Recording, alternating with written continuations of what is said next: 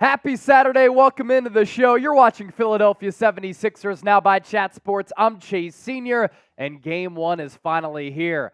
A great rivalry, both regionally, in the NBA, city-wise. Philadelphia 76ers taking on the New York Knicks at the Mecca. Best venue for basketball, Madison Square Garden, Manhattan, New York City.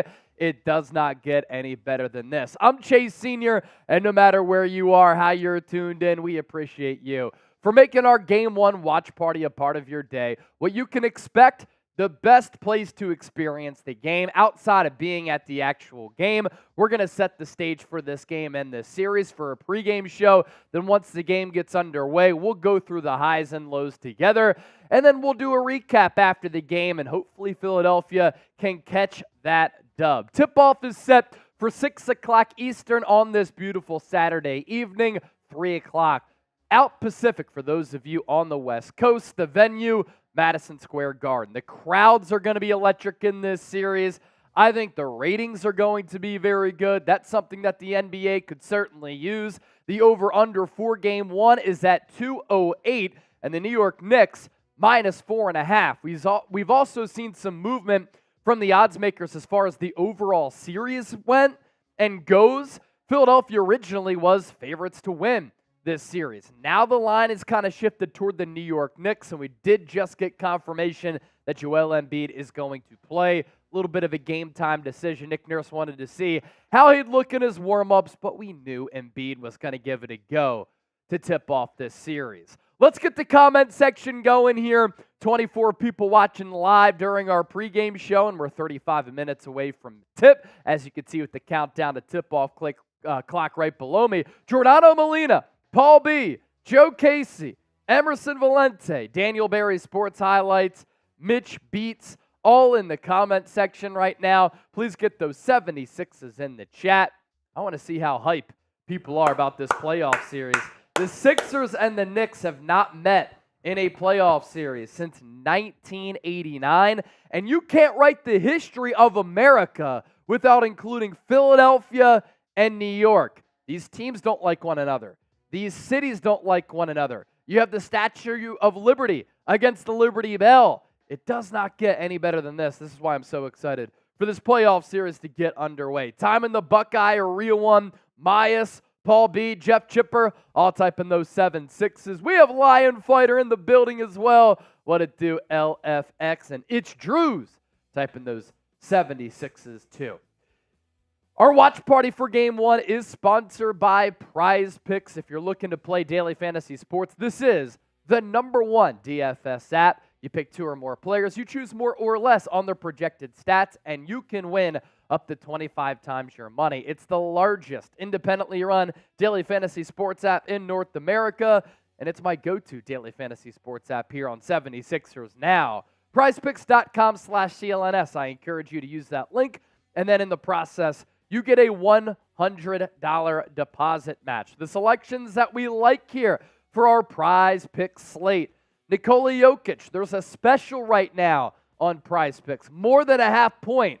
I'm pretty sure he's going to have more than a half point, ladies and gentlemen. Joel Embiid, more than 5 assists. Kelly Oubre Jr., more than 12.5 points after the Heat kept him in check during that play-in tournament game. The Sixers able to win it, come back from 14 points to play the 2-seeded Knicks as the 7 seed in the process. And then Tyrese Maxey.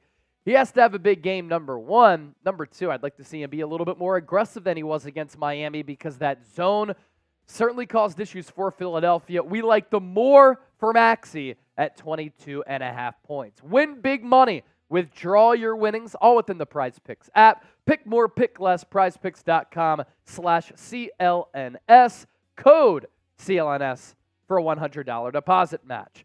Let's continue to really set the table, set the foundation, and preview this Game 1, but also preview this entire playoff series between Philadelphia and New York.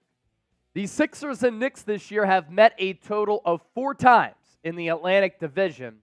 Not that divisions really matter at the NBA level, but these two Northeast powers, iconic brands, great fan bases, can't write the history of the NBA either without New York and Philadelphia. They've met 4 times this year, and this is a different Knicks team than we've seen in recent years. They are legit. They earned the 2 seed. They're probably the best Knicks team that I've seen since some of the prime Carmelo Anthony years, where you actually feel like the Knicks have a legitimate shot of making a deep playoff run, maybe even representing the East in the NBA Finals. But in the matchups between these two teams, they've basically both been at full strength. Only one time it did come in a Knicks blowout victory over Philadelphia on January 5th by a final score of 128-92. But the Sixers team is so different since then. They have now won 10 games in a row. They made the acquisitions for Campaign, Buddy Hield, brought in Kyle Lowry on the buyout market, and Philadelphia right now is playing its best basketball of the year, and that's a far cry from how they were playing January 5th, or when Embiid was out, when the Sixers lost 2 of their final 3 games against the Knicks, but that victory sandwiched in between not long ago, about a month and 10 days ago on March 10th, when Philadelphia went into MSG. Kelly Oubre Jr. was fantastic down the stretch. Paul Reed hit a big corner pocket 3. The Sixers won 79-73. These are 2 really good defenses, 2 physical teams, and I think that we're going to see a lot of games in this playoff series not necessarily be this low scoring, which replicates a college game with the pace and the flow, but I think that some of these games could be under 100 points each for each team. They could be right around that 103, 101 type of mark because the Knicks play the slowest pace in the entire NBA. I think that helps out Joel Embiid with his injury because he's clearly not 100%, but the Sixers are fine with that because it allows them to put their offense through Joel Embiid, set things up to run things through him, and they also like to play defense too. They're fine with playing that type of style. As for the injury report for Philadelphia, DeAnthony Melton going to be out because of that back injury. It's just continued to be a problematic ailment for him, and you never want to mess around with any types of back injuries. As for the Knicks starting 5 and the Knicks roster, another reason why I'm excited for this playoff series, you have Jalen Brunson, Donte DiVincenzo, and Josh Hart, all former Villanova Wildcats who won national titles in the Philadelphia area while playing for Jay Wright. On the Sixers side, you have another Villanova legend in Kyle Lowry, but so many Sixers fans are obviously familiar with the Knicks because of the vicinity of this being the Amtrak series and the Turnpike series, given the closeness of Philadelphia and New York as physical locations, but also because Jalen Brunson, Donte DiVincenzo, and Josh Hart are somewhat Philadelphia legends for winning those national championships under Jay Wright. And then you have Isaiah Hartenstein and OG Anunoby rounding out that starting 5 for New York. Pretty solid backups, too, for Tom Thibodeau's squad. Miles McBride, Alec Burks, Bogdan Bogdanovic, a good shooter, Precious Achiuwa, a backup big, and then Mitchell Robinson, who recently came back from injury. DeAnthony Melton out for Philadelphia. The Knicks also banged up, too, at a really important spot, and that's that small forward position in Julius Randle, who plays this power forward position too. He elected to get shoulder surgery after his shoulder, like DeAnthony Melton's back, never got better. He is going to be out for the remainder of the playoffs. A player who gives New York about 20 points per game, a good rebounder, and has been a critical member of that Knicks team over the last several years. We have 42 people watching live during our pregame show here on 76ers Now. Only 17 likes. Please make sure you support the show. Hit that thumbs up icon. Like the video. The more likes that we get, the more people who will find the stream. And with that, producer Chip, also my cohort on the ones and twos throughout this entire playoff series, the producer of Philadelphia 76ers Now. You have Westchester's own. You have Bucks County's own. Chip, what do you think about this playoff series? The hype going into it. You came into work today. You're like, let's go. Hey, man, I'm hyped up. I'm hyped up just to get to watch some playoff basketball and Embiid playing, man. The Knicks, Sixers, doesn't get much better than that. It's going to be a tough one. Game 1, got to set the tone. Yep. I'm expecting a big game from Embiid, honestly. I want to see him respond after that, slow start in the last game. I'm expecting a Sixers win in this series, but it's got to start tonight. You got to set the tone. F New York. Let's get the vibes going, baby. F New York. F New York, F New York, F New York. Type it down in the comments section right now. F New York.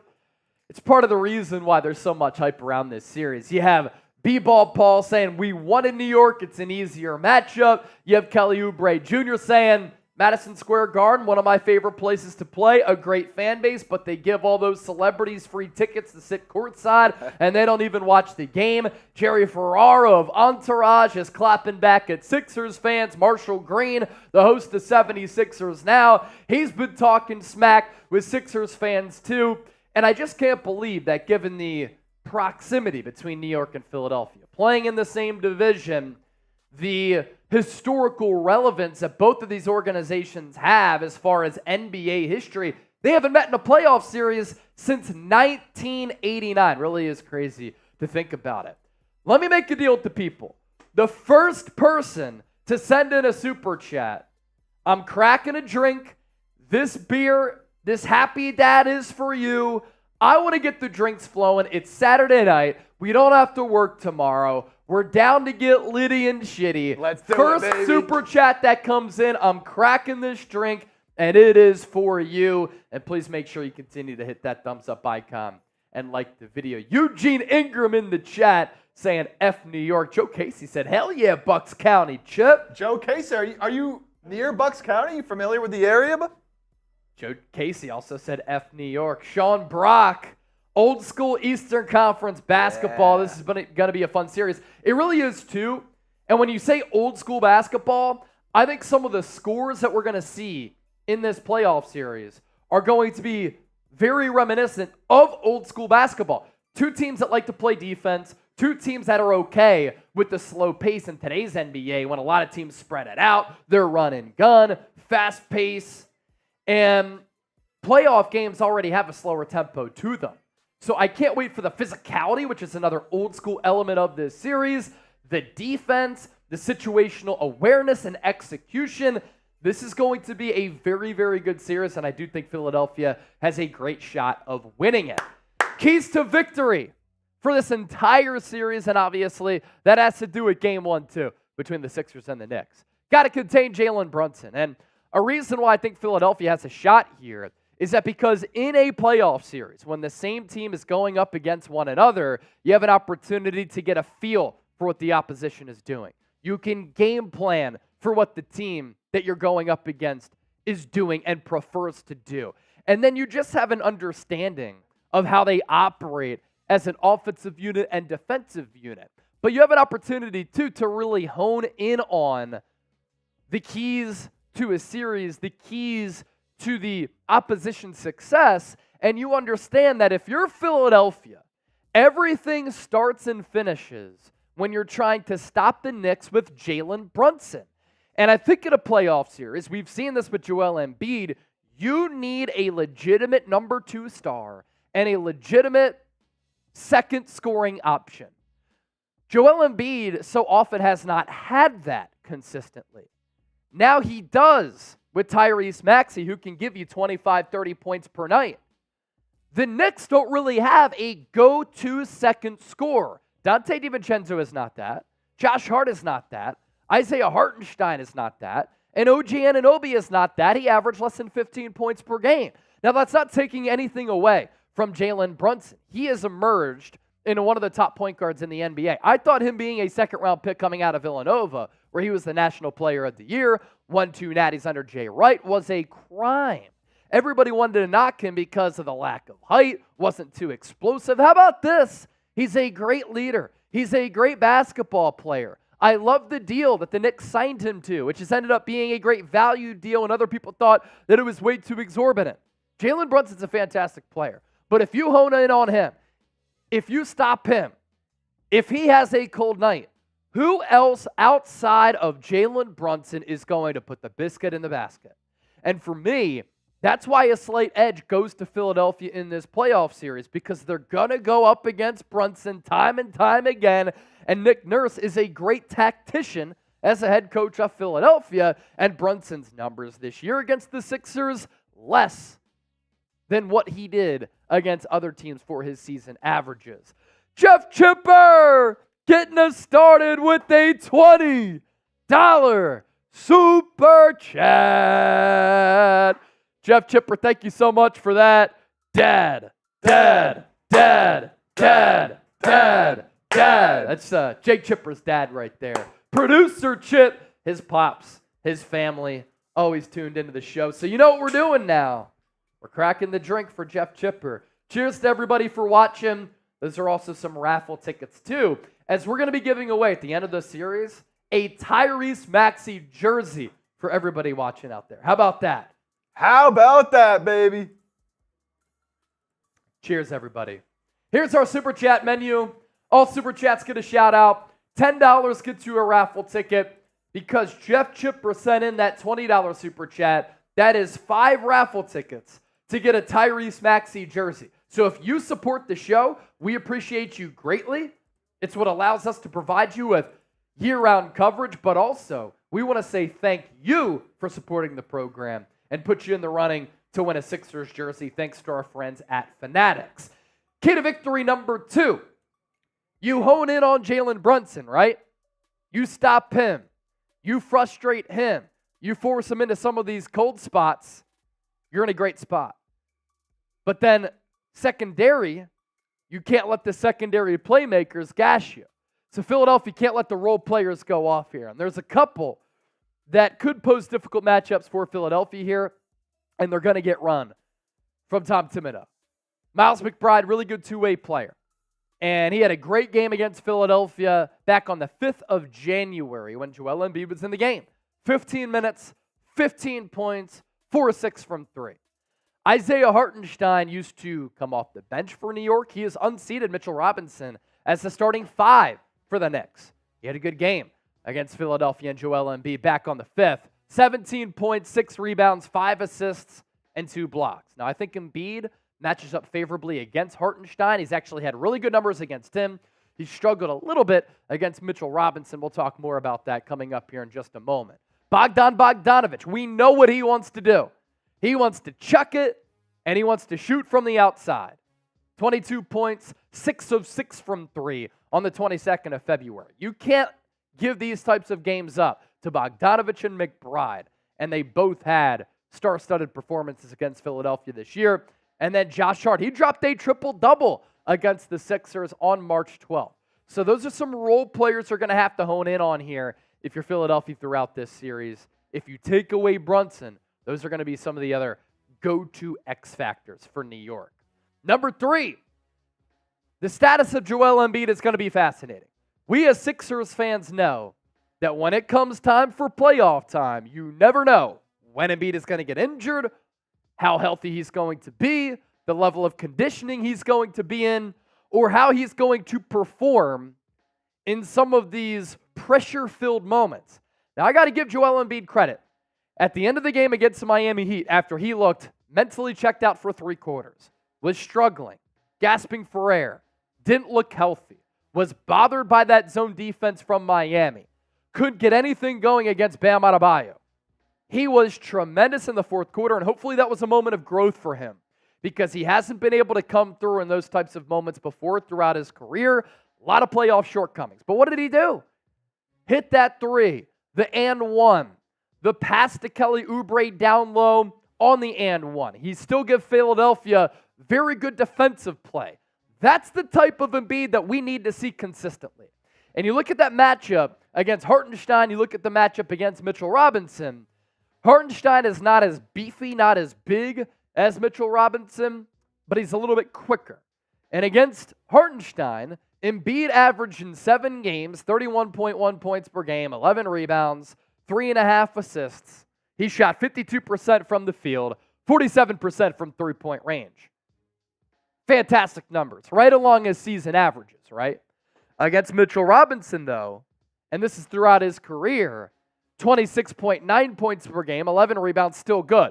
But look at how much the field goal numbers and three-point numbers dip from playing against Hartenstein throughout his career and Mitchell Robinson throughout his career. 44.8% from the field and 20% from three-point range. As this series progresses, if Embiid has his way against Hartenstein, you know what Tom Thibodeau is going to do. He's going to put in Mitchell Robinson, The Knicks are going to send double teams toward Embiid's way, and it's up to Embiid to not get overwhelmed by that. It's up to Embiid to be able to pass the basketball effectively, find his teammates, and still find a way to be productive despite him potentially struggling. Number 4, these Villanova players are going to want to stick it to Philadelphia. They played at the Wells Fargo Center many times in South Philadelphia. They played in the Pavilion on the main line. They are all, quote-unquote, Philadelphia legends. And no, Villanova is not in Philadelphia, although I'll consider them a Philadelphia area school. You're worried about Brunson, Josh Hart, Donte DiVincenzo. Specifically DiVincenzo, he's an interesting player because he's an excellent two-way player that comes to New York from Golden State last year. He teams back up with Jalen Brunson, who is hot on the recruiting trail for DiVincenzo and Josh Hart when the Knicks traded for him last year, and they have brought the best out of one another. And I think a big part of that is just the kinship that they have on the floor, the relationship they've been able to build together, the rapport that they have as teammates because they're experienced in their playing time with one another. And DiVincenzo has played his best basketball of his career by far as a former first-round pick who started his career with Milwaukee, went to Sacramento, Golden State, had some moments, but was inconsistent. This year, though, DiVincenzo was the model of consistency as far as his career trajectory has gone. 15.5 points per game, 44% from the deck, 40% from three. He's bouncy. He can defend. He can put the ball on the floor a little bit. There will be times in which he is handling the basketball. If you let him open, he's going to bury the three-point shot, and he's going to make you pay. Because look at these numbers right here. NBA three-point made leaders in the 2023-2024 season. Steph Curry, 357 trifectas that he was able to knock down. Luka Doncic found twine on 284 threes. DiVincenzo was one make behind that and ahead of Klay Thompson by 15 three-pointers, as well as Paul George. So that right there, pretty good territory for Donte DiVincenzo. And then at number 5, for Philadelphia, who's going to step up? Tyrese Maxey struggled against that Heat zone. Joel Embiid struggled against that Heat zone. The Sixers got bailed out because Nick Batum had the game of his life. And I've talked about Nick Batum being an X factor. You could tell he was not fazed by the big moment at the Wells Fargo Center in the play-in tournament against the team that has owned the Sixers and the Miami Heat. Against the team with the great tactician and head coach in Eric Spoelstra. The Sixers were struggling mightily. They were stifled by that zone. Boos were raining down. And the pressure was ratcheted up around Philadelphia. And under Glenn Rivers, the Sixers would have lost that game 10 times out of 10, being down by 10 points. With Nick Nurse, though, they won it. And that was in part because Nick Batum has played in international games for Team France. He's played in big games at the NBA level. The quick release three, him getting it done on the defensive end with a couple of defensive stands against Jimmy Butler and Tyler Hero. He was just terrific in that game. But you can't rely on him to do that every single game. Maybe here and there. So that's why you look at these players who are going to have to be X factors too, outside of Maxey, outside of Embiid. And we know what usually they're going to be able to bring to the floor for head coach Nick Nurse. Kelly Oubre Jr., back up that talk. Talk some shit with some of the celebrities who are going to be on Celebrity Row at the Mecca. Tobias Harris, you simply need to be better. He will be in the starting lineup for the Sixers in this game 1. Buddy Hield hit a big three against Miami, was a part of that comeback, made some plays off the dribble. He's going to need to play his best basketball and get the stroke working from distance. And then Paul Reed, you want to mention that the Knicks were the team that you wanted to face? You got to play well. You got to back that up too. I like the chirping. I don't like the chirping when you can't back it up. Let's get the comment section going once again. We are about 12 minutes or so away from this game beginning. PHI for the Sixers, NYK for the New York Knicks. Who do you like in this game 1? Brian Pearson, do you think, sir, the 76ers can make the finals? If they win this series, I think they can make the finals. I really do, because you avoid Boston in the second round. and it'll be a favorable matchup regardless of who you play. Albert saying, let's go Knicks. Oh, no. Joe Casey, Philadelphia. Roman Wamshire, Philadelphia. Let's go, baby. Let's get that comment section rolling. Cheers, everybody. I did see Joe Casey saying, let's get some shots ripping. Every $10 we get, I'm taking a shot. I think we got some vodka out there. Every $10 we get before this game starts, which we're waiting on the end of this Minnesota-Phoenix game, which is just a blowout right now. Minnesota's up by 25 with about 7 minutes left. Every 10 we get, I'm taking a shot. Let's go. Let's go, baby. Collins, Philly. Valhas, Philly. Let's go, baby. Man, I'm excited. I want to get this. I want them so badly to be able to get this bad playoff taste out of our mouths, man. Me too. Of just not being able to get to the conference finals. You know what I also like, too? Is that the Sixers have kind of had some cakewalks in the first round. Series haven't really been that exciting. Toronto Raptors last year, they played the Brooklyn Nets a couple of times. Not really formidable opponents when you knew Philadelphia's going to win, right?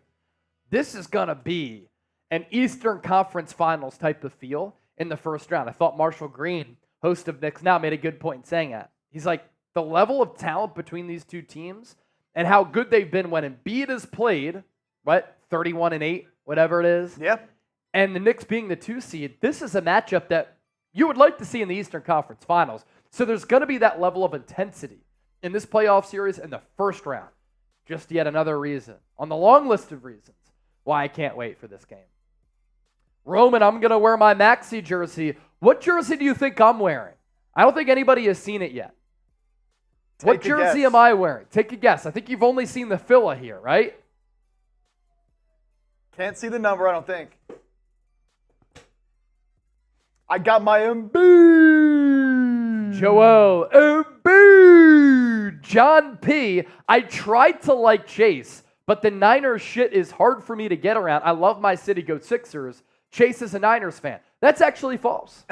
I'm an Eagles fan, lifelong. Grew up in Westchester, right outside of the city. Temple University, class of 2015. T for Temple U. But yes, I do cover the Niners for my job. It's changed my life. I also cover the Eagles for my job, my man. 10th anniversary Iverson Reebok jersey from Collins K85. What jersey do you think I'm wearing? I think it says, yeah, it does say 10-year anniversary. So I think that gave it away. Yes, sir. It's AI, baby. The answer. Allen Iverson, the one and only. Valhas, type in TU. TU. T for Temple U. University. Fight, fight, fight for the cherry and the white. For the cherry and the white. We'll fight, fight, fight. That's the Temple song. But everybody knows the Sixers song. 1, 2, 3, 4, 5, Sixers. 10, 9, 8, 76ers. Continue to let us know who you're going with. I think Joe Casey asked, what part of Bucks County are you from? Oh, I did want to bring this up because Joe Casey, I saw you say in the chat earlier that you went to Neshaminy High School. Okay, I'm familiar. That's unfortunate, Joe Casey, and you're not going to be happy when I tell you this because I went to Pennsbury High School. Are they rivals? Arch rivals. Nice. Arch rivals. So, Joe Casey, appreciate you hanging out, but Neshaminy, man, I can't be rocking with that. But I can rock with you, Joe Casey. Brennan is in the chat saying, good luck, boys, and looking at his profile picture, he's a New York fan. Hey, Brennan, my brother, here's a virtual handshake. Good luck, my man. May the best team win. Thank you for stopping by, supporting the show. Give us a like before you hop on out of here. Appreciate that.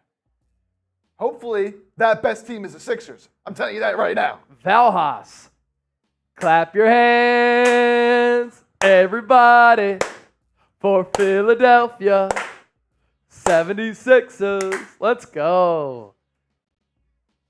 Joe Casey, we wreck you in football. Is that true?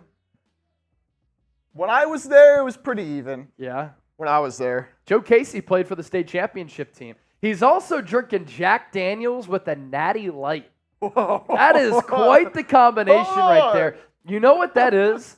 That's just grit. That's just grit and being built different. And I love the authenticity of the Jack Daniels with the Natty Light. That's some Neshaminy stuff for sure. I'm not surprised. Brennan, it's going to be a bloodbath, man. Philly has the talent. New York plays with a lot of intensity. Completely agree. And I think this is a series that goes the distance, 7 games. I think Philadelphia does win. They have a little bit more playoff experience. I think they have a little bit more star power as far as scoring the basketball.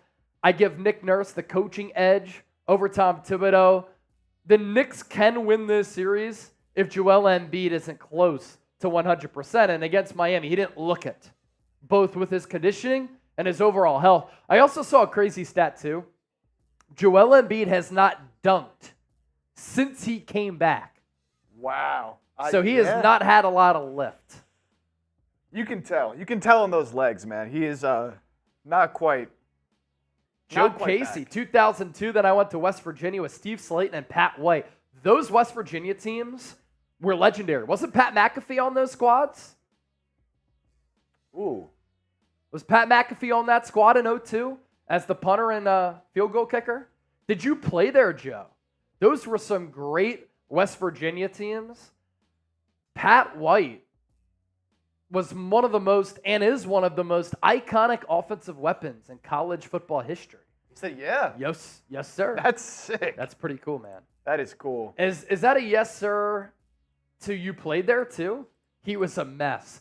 Well, there was a game where Pat McAfee, in order for West Virginia to get into the national championship, missed a couple of PATs/field goals, right? He played tight end. Nice. That's pretty dope. That's dope. That is dope. Hey, we're 4 subs away from 14,600.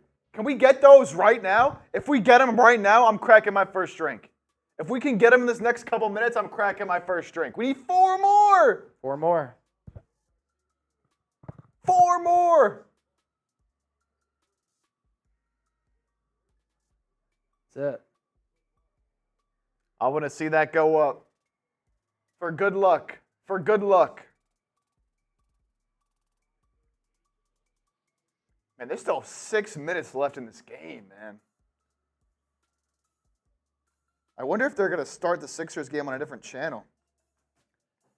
Yeah, I wonder. Because 107-88, T-Wolves up on the Suns right now in Game 1. I think the series is going to be pretty good, but the Suns are just such a difficult team to gauge. It's so funny. These teams make some of these trades. Last year to bring in KD for the Suns. This year bringing in Bradley Beal. They make all these moves in NBA free agency. I thought they had a pretty deep roster. And everybody's saying, they're going to win the championship for sure. Doesn't always equate to a team being good.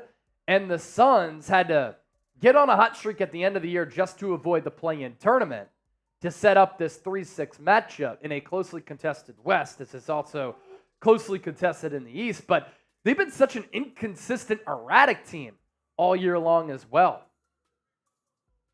yeah, never really quite reached that level you thought they might with that talent. But, I mean, outside of those 3, that roster really is not good. And it got exposed today against the Timberwolves.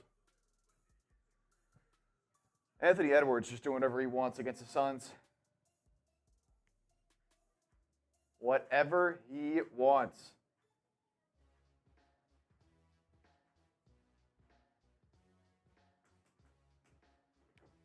Joe Casey, are you on the West Virginia football roster? I'm trying to find you. Come on, Mr. Pensbury Falcon, do a shot. I'm not allowed to drink for free, brother. Hey, cheers to everybody for hopping on board, joining us during our pregame show. Cheers. Hope everybody's having a good Saturday night. If you haven't subscribed, do so right now. Any moment now, we should be able to reach 14,600 subscribers. And if you want entertaining, informative, insightful Sixers coverage year-round, we got you covered here on the show. We got you covered, baby. So cheers.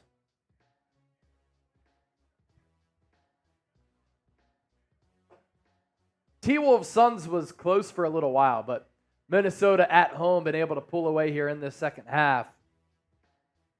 Anthony Edwards, if you're not familiar with this game, get to know his game. One of the brightest young stars in the NBA. Some people have gone a little bit too far in comparing him to Michael Jordan, but is springy, great athlete, can score at all three levels like MJ, even though the three-point shot wasn't really a part of his arsenal because it wasn't a part of the NBA cycle back then. 11-2 Suns run, though, to make it a 16-point game. 4:42 left in the fourth in Minnesota. Let's see, just want to make sure this game doesn't start anywhere else. I think they're just holding the Knicks Sixers until this game's over. Joe Casey, my first year, I walked on because I transferred from the University of New Haven, D2. Third year, got a scholarship under Rich Rod. That's sick. That's Awesome sick. stuff. Joe Casey also making his prediction. Sixers in 6. Book it. Book it. Hey, drop your series predictions right now down below. I'm curious what everybody's confidence level is. Sixers in 6, Sixers in 7, Sixers in 4. Sweep them out of here. Sweep them out of here. Some people locally are saying the game is on NBC Sports Philadelphia locally. Yes, it is. Yes, it is. Yeah, it's still pregame, of course. But we'll be rocking with it on ESPN ABC. I imagine they're going to delay the game, and oftentimes they just do that by not allowing teams to warm up until a certain time, and then it puts the game back on schedule. 2 subs away, I'm taking a shot. 2 more subs, I'm taking a shot. There you go, Joe Casey. We just need 2 more subs. Just 2 more subs, Joe Casey, and I got you. In order for Chip to take that shot. I Joe love Cel Digito, go Sixers. Joe Casey, I'd love a sweep. A sweep would be epic. Kate Scott, Allah, on the call from Jason Stauffer. Solid local announcing group, although I do miss Mark Zumoff a little bit. He was electric. Oh, what a legend.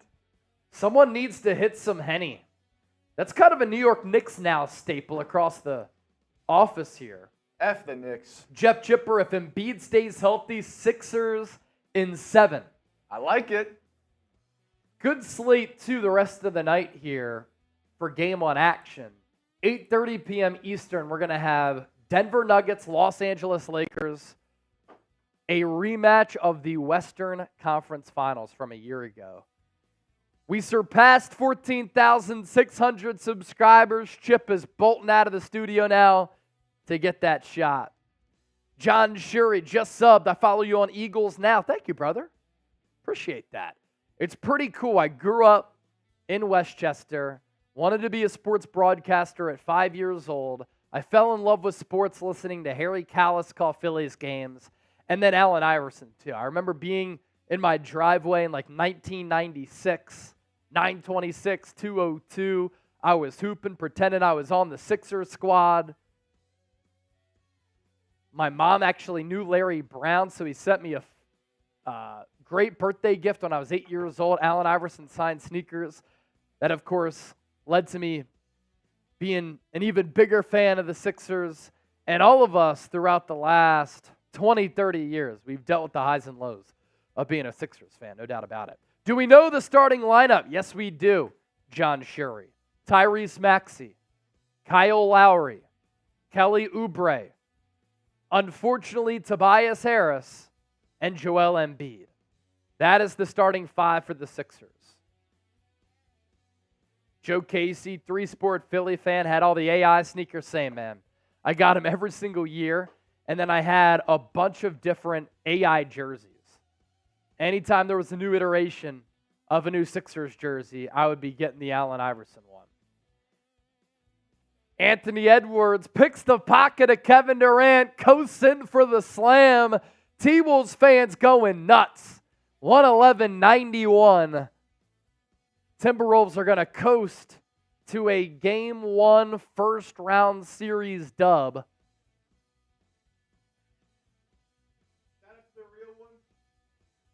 Shout out to the real ones helping us hit 14,600 subs. Got my fireball here, Joe Casey. Cheers.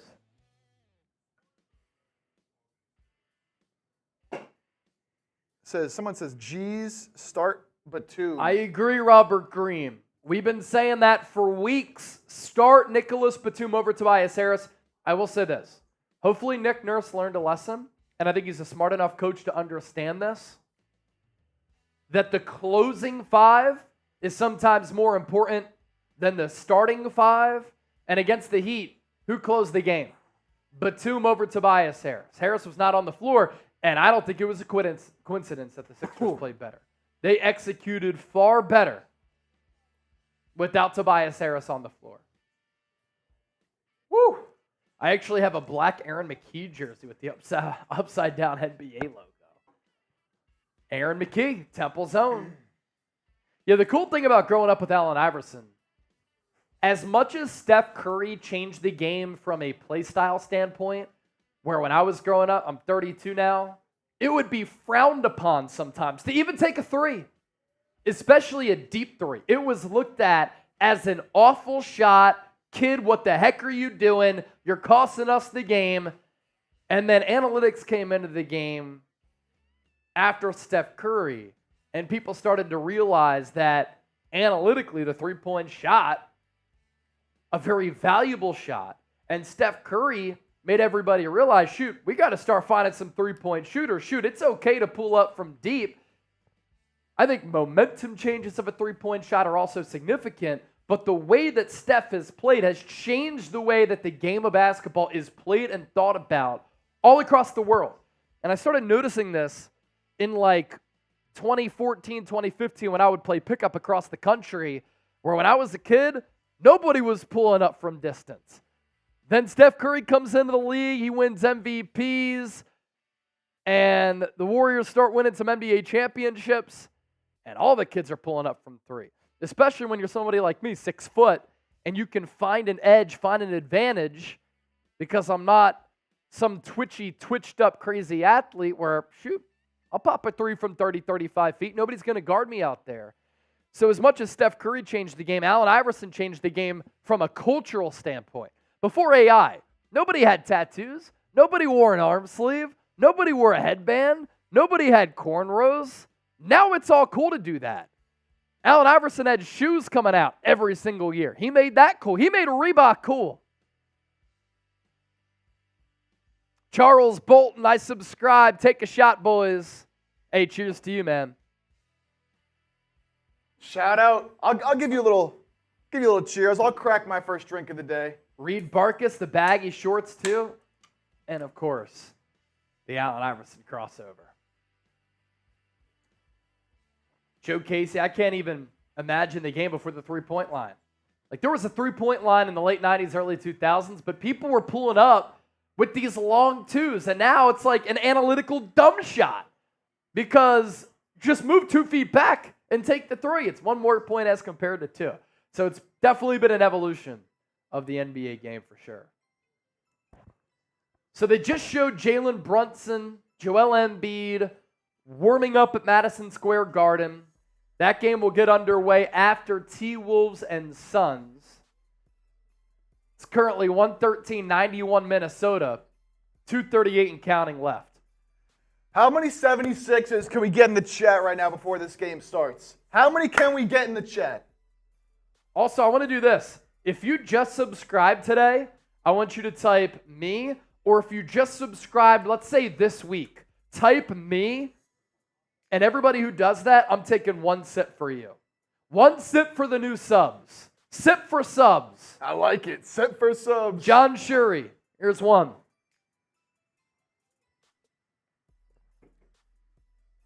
Joe Casey's been here for the first time, so I'm going to give him a sip for a sub. Been very active in the chat, too. No doubt. Who else? Who else subbed this week? Ernesto Ojeda, a longtime Chat Sports legend. Good to see you. Cheers to you. A.H. Dementor, sip for you. Reed Barkus, sip for sub. Woo!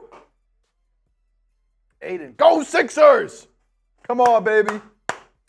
Set the tone. Lineup intros going on. Yeah, there's a minute 40 left in this game. And I imagine it's going to be like literally this game ends, the second it ends, they're going. Yeah. I mean, this game's been over for 12 minutes now. That's how that's how this game went on the heels of the Cavaliers beating the Magic in Game 1. That was another blowout. So we've seen a lot of blowouts here in Game 1. That can be an issue in the NBA playoffs sometimes. Like the first couple of games, you ride the seesaw, but none of those games are close. I just hope because of the styles of Philadelphia and New York and the natural nature of these games most likely being low scoring, that's going to lead to them being close contests.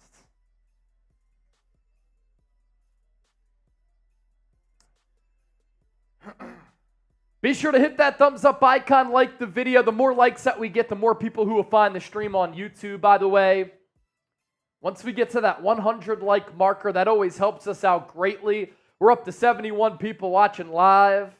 Charles Bolton, if Iverson had an Embiid, he would have had a ring, damn it. Oh, could you imagine that? Yeah, you know, he had a Dikembe Mutombo at the end of his prime. He had a completely cooked Chris Webber. Larry Hughes, Jerry Stackhouse were never good options. Can you imagine if Philadelphia drafted Paul Pierce over Larry Hughes? The only reason that the Sixers drafted Larry Hughes, according to Larry Brown, was because Larry Brown made a promise to him as a former Kansas coach to draft Larry Hughes out of Louisville. Derek Coleman was cooked with AI. Theo Ratliff was an okay player, but they traded him away to land Dikembe Mutombo. So they never really did get Allen Iverson, that co-star, in the prime years.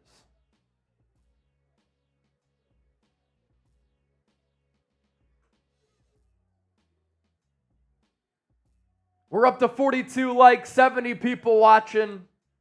Eric Snow from Joe Casey, that was the starting point guard for the Sixers. I saw him in the booth last weekend after they gave Allen Iverson that statue. He has not missed a meal. Yep.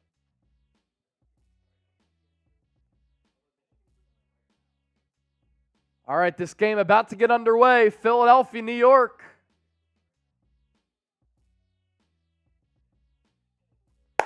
Clap your hands, everybody, for Philadelphia 76ers. We got the Turnpike Series, the Amtrak Series. Philadelphia 76ers rocking their red jerseys with the cursive Phila font. The New York Knicks in their white jerseys, orange letters, blue trim. Isaiah Hartenstein, Joel Embiid going to jump it up at center circle. The Knicks win the tip, and we're underway in the first round of the NBA playoffs here in the Eastern Conference. Josh Hart ascended to his right to Jalen Brunson. He's double-teamed by Tobias Harris and Joel Embiid. Wants to take Harris off the dribble. Good defense there from Toby. The miss. Punch back out to Donte DiVincenzo. He's going to send it to his right to Josh Hart. Takes the three. Good. Knicks on the board, 3-0. First points of the game. Tobias Harris has it up top, guarded by Josh Hart. Tyrese Maxey trying to spring free. Takes the dribble handoff. Shot clock down to 9, guarded by OG Anunoby. Maxey going to line up a three, rims out. Hart rebound. He'll push. Knicks upping the tempo. Usually they don't do that. Hart, out of control drive, finds Hartenstein. Gives it up to DiVincenzo. He drives to Hartenstein. Baby hook, off the mark. Little push shot from about 7 feet. Tobias Harris with the rebound. Out to Embiid for three. Good! Joel Embiid locks us up at 3-3. No longer rocking the cornrows. He's got the afro today. This old school type of playoff matchup, bringing the old school hairdo out for Embiid. Brunson comes off the screen. Up top to Josh Hart. They switch it off. DiVincenzo on the drive. Back iron. Rims out. No good. Embiid skies for the rebound. He's going to bring it up. Guarded by Hartenstein. Looking for the entry pass. To his left to Oubre. Dribble handoff to Maxey. Batted away. Out of bounds by DiVincenzo. Embiid coming off a fourth quarter in which he had 11 points against Miami. Great playmaking. Lowry. Down low to Embiid. Springs free off Hartenstein. Fouled. Hoop and the harm. It's good. Joel Embiid got the leverage on Hartenstein. Hartenstein got beat, so he grabbed Embiid. Then Embiid kind of with the reverse lay. Bucket and the foul. He's going to go to the line for the three-point play. Hartenstein cannot guard Embiid. He cannot guard him. Embiid's free throw. Got it. Sixers up 6-3. 2 minutes gone here in this opening frame. Brunson guarded by Oubre as he brings the ball up. We talked about that matchup. Hart going to beat Lowry off the deck. Lowry gets beat but strips him. Ball goes out of bounds on the strip. Good recovery there from Lowry. Looked as though Hart was going to have an easy lane for the deuce. Brunson to Hartenstein off the inbound. DHO goes back to Brunson. Guarded by Maxey up top. Looking to shake him. Crosses him up. Long range two. Got it. Wanted the foul. Whistles silent. Scott Foster, the head chief. Embiid up top. Looking for Maxey. Hands it off to him. Guarded by Hartenstein. Shakes him off the dribble. Drives. Loses the ball. Gets it back. Shot clock at 8. Guarded by DiVincenzo. Down low to Embiid. Backs down to Anunoby. He gets fouled. And it's good. Joel Embiid unstoppable here in this first quarter. He has all 8 Sixers points, looking to make it 9.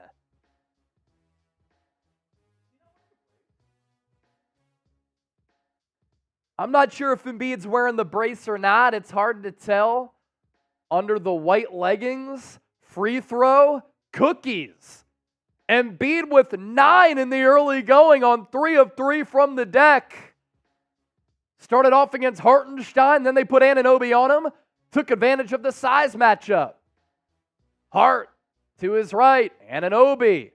Patient. Out to Hart. Three-pointer from the left wing. Short iron. Brunson the long rebound. Quick pass to Anunoby. A 3. Rims out. Harris with the physical rip away on the rebound from the grasp of Hart. He's looking to drive. Gets downhill. Nearly stripped. Almost throws it away. Lowry in the corner. He drives. Out to Embiid. Guarded by DiVincenzo. Rip through move. Gonna back him down. Here comes the double. Embiid out to Maxey. Shot clock 6. He drives in the corner. Harris. 3. Bang! Great ball movement and patience from Philadelphia. It's 12-5 Sixers. Brunson pull up 3. That's off the mark. Outlet pass. Stolen away by DiVincenzo. Down low to Hartenstein. Nearly ripped away by Maxey. Then he's fouled. Lowry was calling for the travel, and we've had a little bit of a fast pace between a Knicks team that has the slowest pace in the NBA and a Philadelphia team that's more multidimensional with what pace they like to run at. I love Toby shooting that corner 3 with confidence, no hesitation. You're open, just shoot it. And he called for it, too. I love that. I love that. Shoot that thing with confidence, man. Aaron Fitzgerald, dude, only 80 people here, 14,000 subs. They're busy right now. Well, they might not know that we're doing this because we're somewhat of a new channel. We don't do these watch parties often. A big audience is at our Knicks channel, but you can help us out by liking the video, commenting, subscribing, and sharing this video on social media. We'll pick up plenty of views throughout the night, no doubt, but spread the word for sure. We're trying to grow the empire here. Hartenstein. 2 of 2 at the line. It's 12-7 Philly. Maxey running point. Guarded by Anunoby. Free path to the lane. Lays it in off the right side. The C's depart for Maxey. And he goes 0 to 60 in a blink. Oubre. Tough defense on Brunson. Bounce pass down low to Hart. Spins off Embiid. They're going to get Embiid on the foul. Thought it was a little bit of a flop there once Hart absorbed the contact. Aaron, we appreciate you, Aaron Fitzgerald. Real one right there. Yeah, right by Anunoby for Maxey. Just too fast. Knicks on the inbound. Anunoby to Hart. Hart to Hartenstein. Hand off to Brunson. Comes off the screen. Pull up Jay. That's too strong. Sixers have defended Brunson pretty good here in the early going. 14-7 Philly. Little back and forth. Embiid to Maxey. Three-pointer dagger! Tyrese Maxey puts the Sixers up by 10. He buried it from long range, a couple of steps away from the S on the New York Knicks logo. Sixers, 6 of 7 from the deck to start. Ball nearly stolen away from Harris as the Knicks try to work it around the perimeter.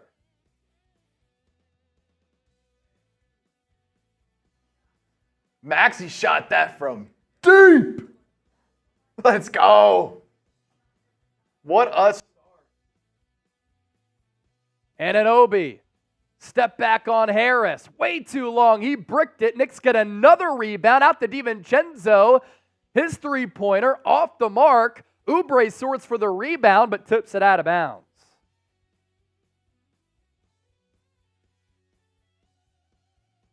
I like that Collins money Maxey, baby. Money Maxey. Larry Hughes did go to St. Louis. Good catch there.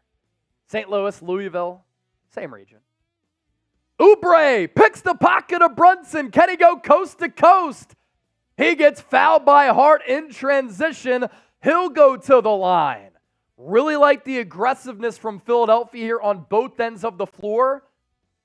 Joel Embiid, already 9 of the Sixers, 17 points. Commercial break on ESPN. Kelly Oubre free throws coming up right after that. Please make sure you continue to like the video.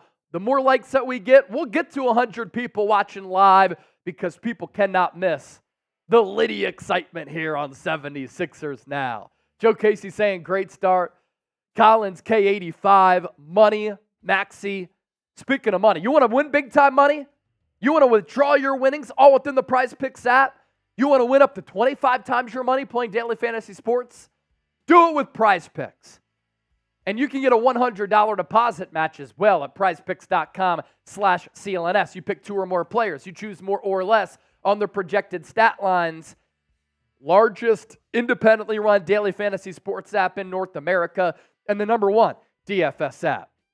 Our selections for tonight: Nikola Jokic, more than a half point. That's the special that Prize Picks is running. Game 1 between the Nuggets and the Lakers tonight after Sixers Knicks. Joel Embiid, more than 5 assists. Kelly Oubre Jr., more than 12.5 points. Tyrese Maxey, more than 22.5 points. PrizePicks.com/CLNS. Code CLNS. $100 deposit match.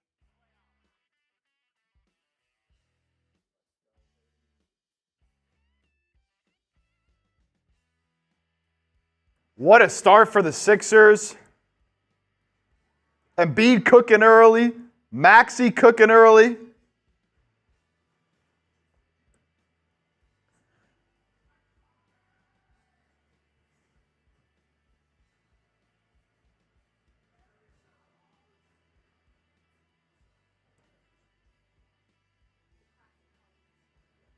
My parents took ESPN off my cable. Now I can't watch it. Hey! That's why we're here, man. Hanging out with us, baby. That's why we're here. Joe Casey with a couple of bold predictions here. He said Nuggets in 4, and then Bronny James goes undrafted. Throughout the game, I'm going to be posting some highlights on my Twitter. Me big as well. plays. Yeah, I just did that too. Hey, follow me and Chase right now.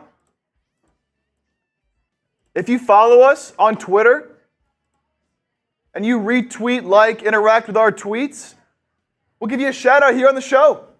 You can see right here. At Chase_Senior. I'm at Jake Chipper. You can see it on the screen right now. Give us interact with our stuff. We'll give you all some shout outs. No doubt. Jackson Dumas, y'all already know. I'm trying to find a website to watch this on. And this will be the best place to experience game day outside of being at the actual game. And let's show people our Super Chat menu here. If you want to donate to the show, we certainly appreciate that. But all throughout this series, we're running a raffle in which if you send in a $10 Super Chat, you get 1 ticket to win a Tyrese Maxey jersey. If you send in a $20 Super Chat, you get 5 tickets. Let's say you send in 2 $20 Super Chats. That's 10 tickets to get a Tyrese Maxey jersey at the end of this series. A $50 super chat, man, we'll appreciate you greatly. You'll enter our Sixers Hall of Fame, and I'll shotgun this beer right here. Charles Bolton said, I'm hammered already. If the Sixers win, that'll be 2 dubs in one night. 1 dub because you're feeling good. A second dub when they make you feel good with the victory. Kelly Oubre was fouled in transition after he picked the pocket of Jalen Brunson. He goes to the line, connects on the first free throw.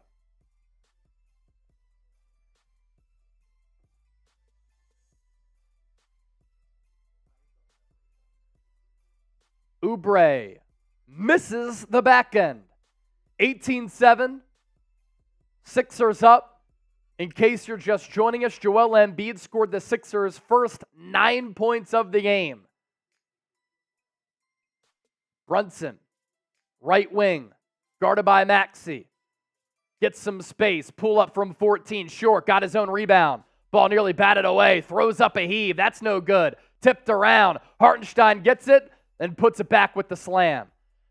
The Knicks have won some of the grimy battles for second chance points. That's been a takeaway here. They have 5 offensive rebounds. The Sixers have none. 7 second chance points. The Sixers with 0. That is not sustainable. Foul away from the ball. Anunoby trying to get through the Joel Embiid screen. Foul called on Anunoby. Collins K85, loving the stream, brothers. Go Sixers. Salute to you. Thank you so much. Joe Casey, following you both now. Appreciate it, brother.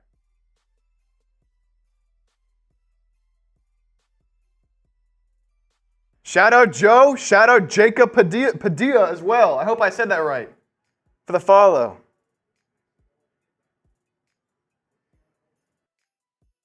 Joe, I gave you a follow back. Embiid going to hand it off to Oubre. Oubre back to Embiid. Shot clock at 7, guarded by Hartenstein. Step back, tries to get contact. He can't. Lowry driving. Shot clock, 2. Pull up, jumper, off the mark. Lowry gets the loose change. 3-pointer, too short. Josh Hart rebound. Hart looking for somebody. Goes to Hartenstein inside the left wing. What a pass from Hartenstein to Jalen Brunson, hooping the harm. The Knicks starting to get it together offensively here as Hartenstein threaded the needle with a dime to the streaking Brunson. Kelly Oubre called for the whistle.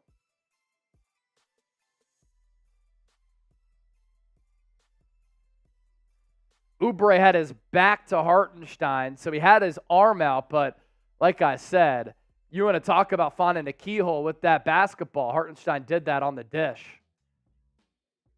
Yep. Good pass out of the high post. Brunson's free throw. Deposits it. 18-12 Sixers. Brunson with 5 points, 2 of 7 shooting. Again, I think Philadelphia's done a pretty good job on him. Maxey comes off the screen. Body flies. It's Lowry. Maxey up top. Guarded by OG Anunoby. Bounce pass to Embiid. Thinks about a 3. He takes it off the mark to the left. Hartenstein grabs the rebound. DiVincenzo brings it up. He's going to pull up from distance. Got it. Donte DiVincenzo sends the 3 down the hatch. 8-0 Knicks run over the last minute 50. Maxey in and out dribble to Harris. Harris 3. Clanked it. Off the backboard, didn't even hit rim. Had a couple of those against Miami. Brunson trying to cook into the lane. Guarded by a Lowry to Hartenstein. Ball tipped away. Anunoby picks it up. He drives, tries to throw it down. Ball tipped away. That should be a goaltending on the Knicks. And they are going to say it's a rim violation on New York.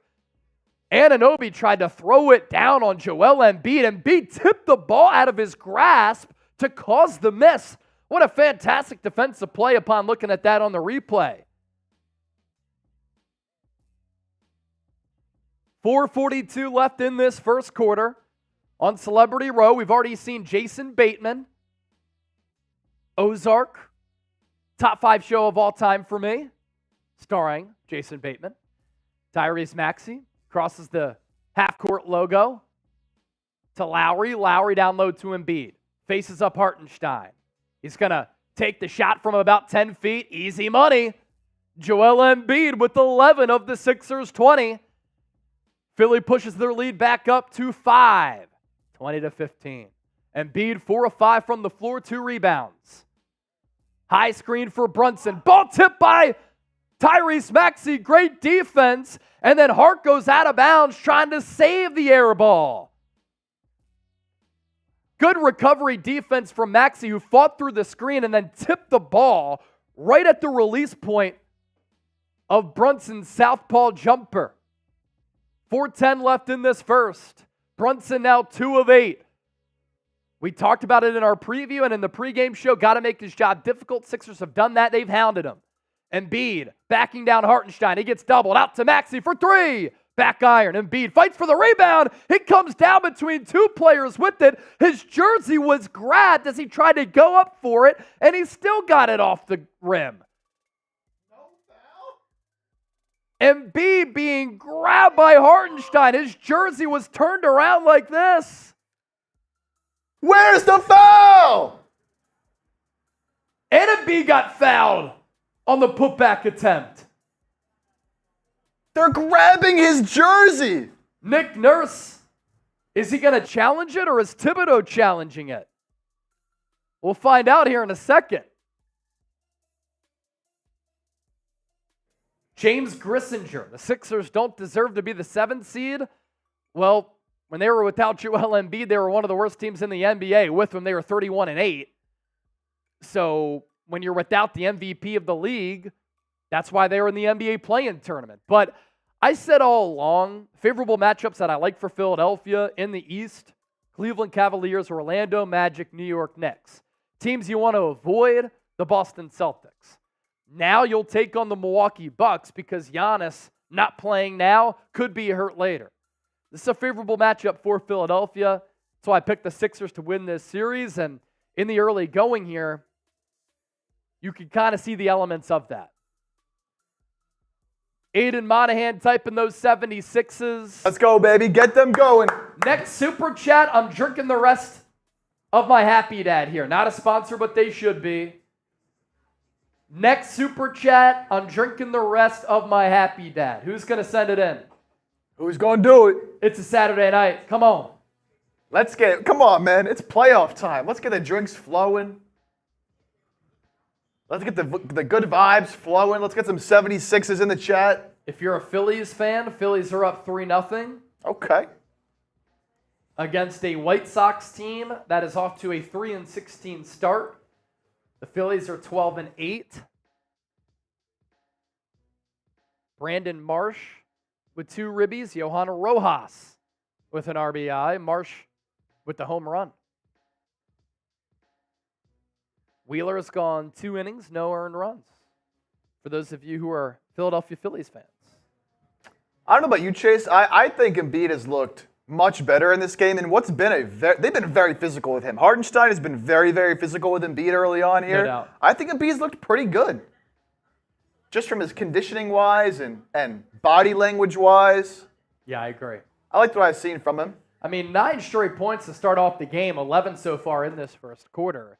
It's everything you could have hoped for and more from Embiid.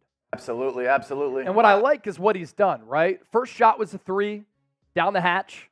He's mixed it up down low, little face up, little back down.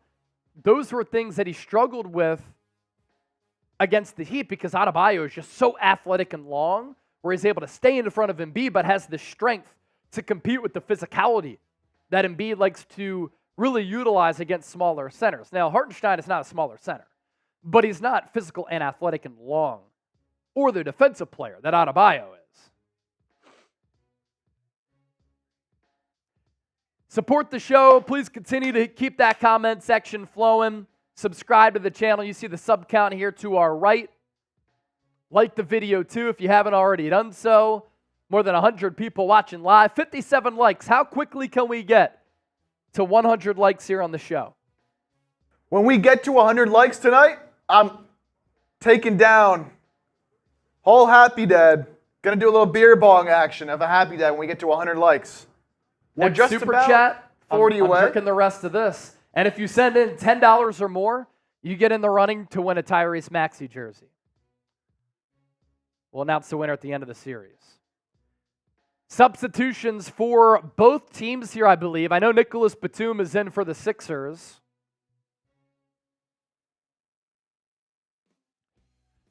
You have Lowry, Embiid, Batum, Maxey, Oubre.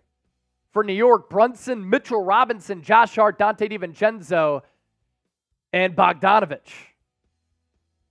Brunson shakes off Maxey into the lane. It's crowded. Out to Hart. Three-pointer from the corner. Back iron.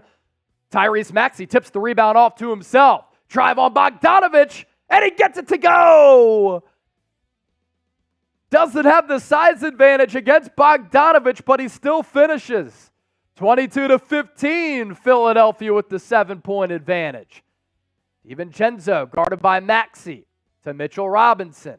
Dribble handoff to Brunson. Into the lane. Loses the ball. Embiid picks up the steal. Embiid will bring it up. Guarded by Robinson. Out to Batum for three. Got it! Nico Batum, the Frenchman, puts the Sixers back up by 10. 25-15, 7-0 Sixers run. Brunson, right wing, guarded by Lowry. Pull up, and they're going to get Lowry on the foul. What a joke. Brunson kicked the legs out. Minimal contact. Good flop. He's going to go to the line for two. That was a good pass by Embiid, too, on the Batum three. That quick release really is terrific. But Embiid went to the right elbow with a little power dribble, pump fake, drew two. That left Batum open.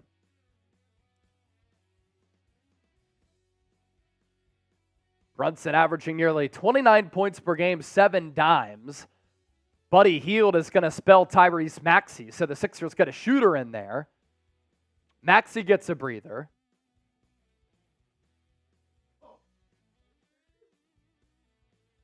Lowry had that hand on Brunson's hip, and they got him on that. It was the trail ref, so he did have a vantage point. But I thought Lowry got the hand off the hip. Brunson 2-2 from the stripe, 25-17. Sixers up by 8. So Oubre will bring it up with Lowry. Embiid now has it on Mitchell Robinson. Shakes free, off the glass and in. Little bit of contact there again, but Embiid, 13 first quarter points, 5 of 6 shooting. Little shoulder fake on Mitch Rob, got him some real estate. Brunson guarded by Batum. Defensive 3 seconds on the Sixers.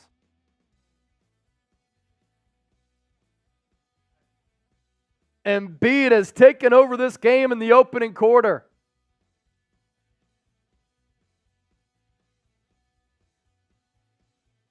Brunson's free throw on the tack. He missed it. Ball don't lie, baby. That's from that foul earlier. Man, Embiid's unstoppable right now. DiVincenzo on the drive. Put a shoulder into Embiid and finished. 27-19, Sixers now up by 8. DiVincenzo has 5 on 2 of 4 shooting. Embiid on the face-up with Mitch Rob. Goes behind his back. Out to Hield. Good defense there by Robinson. Out to an open Lowry. Takes the 3. Buries it. Kyle Lowry puts the Sixers up by 11. Largest lead of the game for Philadelphia. Sixers shooting 11 of 17. The Knicks 6 of 20. DiVincenzo, floater, back iron, tips it out. Both teams fight for it. Lowry climbs the ladder. He corrals it. Embiid wants to drive on Mitch Rob. Into the corner to Oubre. Gets it back from Oubre. Bounce pass to Oubre. And he missed the layup, but he got fouled. Oubre going to go to the line. Foul by Bogdanovich. What a pass from Embiid. Great pass by Embiid. He's gotten so much better, Chip, as a passer. We've really seen it, too, since he came back from injury. Very underrated, especially this whole year. All right, I finished the drink. Next Super Chat, I can crack another one. Next Super Chat, I can crack another drink. Who's going to send it in, Jerome?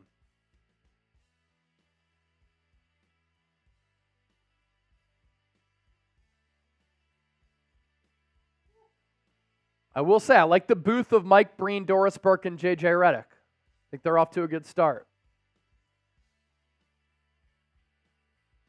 Oubre, 2 of 2 from the stripe, 32-19 Sixers.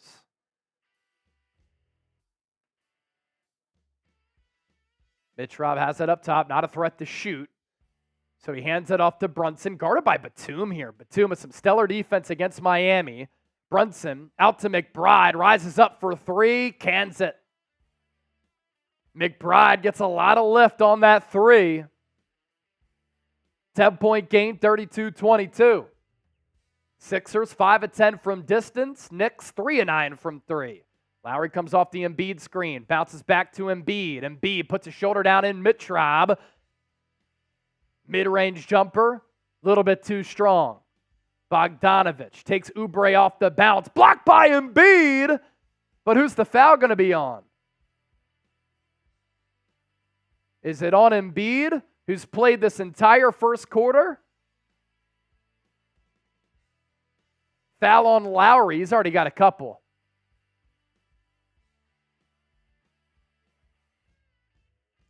I think Lowry, Chip, knows he's got fouls to use because he's not going to be depended on to play 40 minutes like he used to. I think we saw the strategy against Miami where he utilized those fouls a little bit early to try to be aggressive on defense. Yeah, I like it. He's going to play aggressive. He's going to pick up his fouls, but it's not going to stop him. It's not going to stop him. And I like that. You got 6 of them. Might as well use them. So Bogdanovich hit the first free throw. Lowry, with those 2 fouls, goes to the bench. 30.4 seconds left in this first. Bogdanovich, perfect at the line there. Back to an 8-point game. Maxey picked up full court by McBride. Then the West Virginia product backs off. Picks Maxey back up on the Knicks logo. Maxey, nowhere to go. Trying to shake McBride. Goes to Batum. Batum down low to Embiid. Backs down. Robinson spins off him. He missed it. Gets his own miss. And then he gets fouled on the putback. Should have finished it there. I love the aggressiveness from Embiid, but you can tell that he's starting to get a little bit tired because he's having trouble finishing around the rim when he does absorb contact. But, you know, the positive nature of that, he's going to the line. Should have been an and one, I think.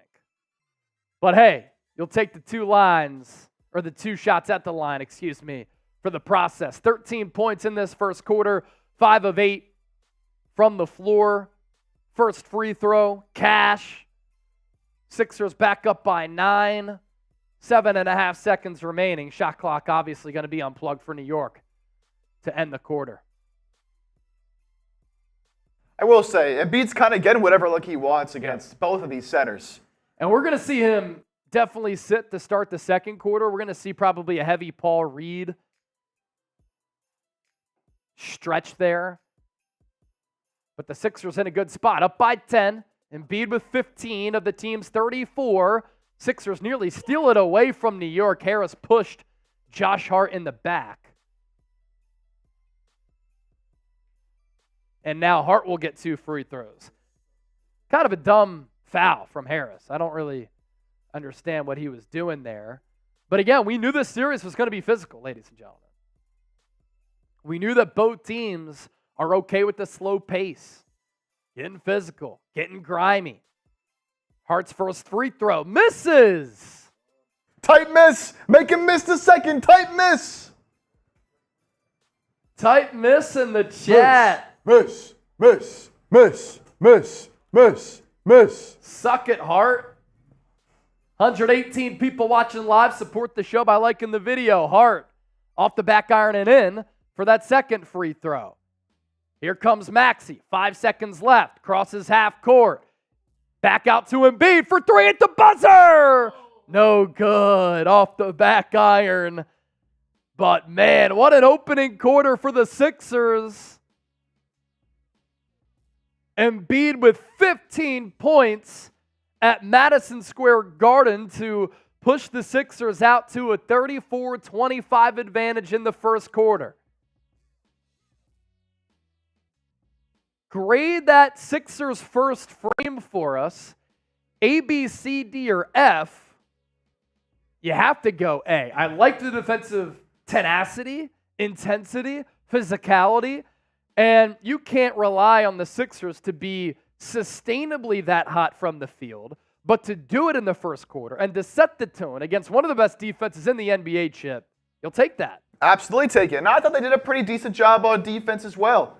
You know, Brunson got his here and there. He's gonna get his. He's a very good player, but I thought overall had a very good defensive scheme against him. Threw a lot of different bodies at him. We saw Batum. We saw Lowry. We saw Oubre. So he never knows exactly what he's seeing.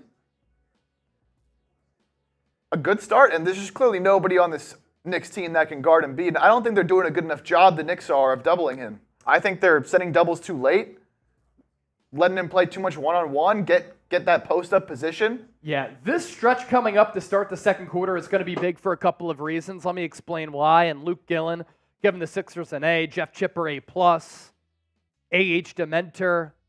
Like how the Sixers started, he says, I'll go with an A. Got to go with an A. We put our A's down in the comments section. Joel Embiid played all 12 minutes of that first quarter, right? And he was terrific.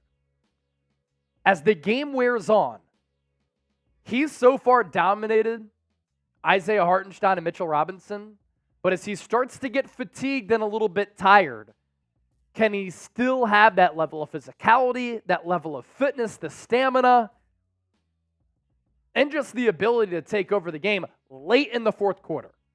That's point number one. Point number two is more immediate. Because Embiid played all 12 minutes of that first quarter, he's going to sit to start the second quarter. Heavy Paul Reed minutes coming up. So it's going to be up to Tyrese Maxey. I'd like to see Nick Batum on the floor. I'd like to see Kelly Oubre on the floor. Maybe you mix in a little bit of campaign. It's a big stretch for those players outside of Embiid. Here's our Super Chat menu, by the way. The next Super Chat that comes in of any variety, it's just a way to donate to the show. Give us a tip. We appreciate it. I get to crack my new drink. All Super Chats, as always, get a shout out. We have one that has come in so far from Jeff Chipper. Who's going to be the second? $10, you get a raffle ticket. $20, you get 5. And $50, I'll shotgun for you. What are the tickets for? Throughout this entire series, anybody who sends in a $10 or more Super Chat to support the show, we want to say thank you to you. And we're going to give away this Tyrese Maxey jersey at the end of this series for the winner of our jersey raffle.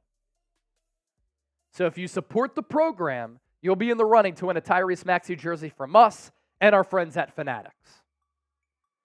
John Harrison making a great point. Gotta love 34 points in the first quarter by the 76ers, especially against this defense on this stage, on the road at Madison Square Garden. A good point here, too, made by Charles Bolden. Sixers got to box out, giving up a few too many offensive rebounds so far. No question about that. So Embiid off the floor as I predicted. Paul Reed on it. Maxey, Batum, Harris, and Hield with them. Maxey going to take a three. It's off the mark. Hart went up for the rebound. Off his hand. Sixers basketball with the shot clock resetting at 14. Luke Gillen, what's up with Embiid's eye? Not sure. He took that three at the horn, and he did cover it a little bit. Batum will inbound underneath the basket. Throws it up to Harris on an alley-oop. It's tipped away. Harris nearly finished it. Bogdanovich pull-up three off the glass and in. It's 7 o'clock Eastern. The bank is supposed to be closed by now. Did he call it? Knicks within 6. Harris up top. Goes to Batum, guarded by Bogdanovich. Close defense by Bogdanovich. Hands it off to Maxey. Maxey guarded by McBride. Out to Hield. Into the corner, Harris. Three-pointer. Short. Harris had a great look. Here come the Knicks down by 6. McBride, another three. Got it. And that was the concern that I voiced. These non-Embiid minutes going to be critical. Knicks within 3. McBride, 2 of 2 from distance. Maxey. Bogdanovich switches on him. Harris, guarded by Hart, wants to back him down. Power step, short, Reed, rebound, layup, good! Out the mud, B-ball, Paul with a good answer. 36-31, Sixers back up by 5. Brunson also off the floor for the Knicks. So the 2 stars getting some rest. McBride off the dribble. Out to Bogdanovich, quick trigger 3, nothing but nylon. From that right wing, he had a hand in his mug, still connected. 36-34, the Sixers 5 of 13 from 3, the Knicks 6 of 12. Harris up top, in the corner to Reed. He's going to dribble into the paint area. Out to Hield, layup, missed it. I thought he got fouled. No whistle. DiVincenzo will push. Now we'll slow it down. Out to Bogdanovich. Bogdanovich on the Knicks logo, guarded by Batum. Comes off the screen. He drives. Good defense by B-ball Paul. He's going to force a jump ball. Knicks fans have been asking since Paul Reed said we wanted the Knicks. It's a better matchup. Who is Paul Reed? You're learning early on.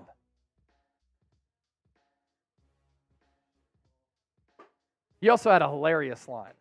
When the Sixers matched my offer from Utah, I was happy. Ain't nothing to do in Utah, which is a fact.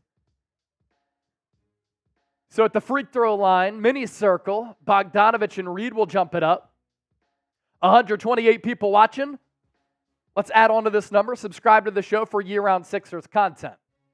Paul Reed wins the tip, but he tipped it out of bounds. Knicks basketball. I'm surprised nobody was there. Maxey and Harris were there. They could have chased it down. They gave up on it. Bogdanovich will inbound from the corner to McBride, guarded by Hield. 2 of 2 from 3 is McBride. Takes Hield off the dribble. Good defense by Hield. All ball, but they got him on a foul.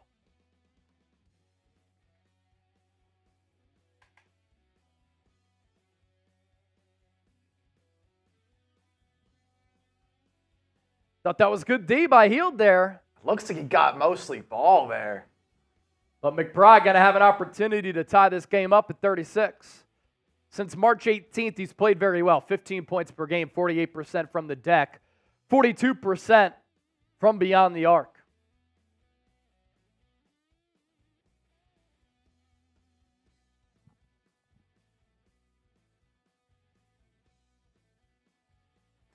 You said he's not in Embiid minutes. All of a sudden, 1-point game. Campaign checks in for Buddy Hield.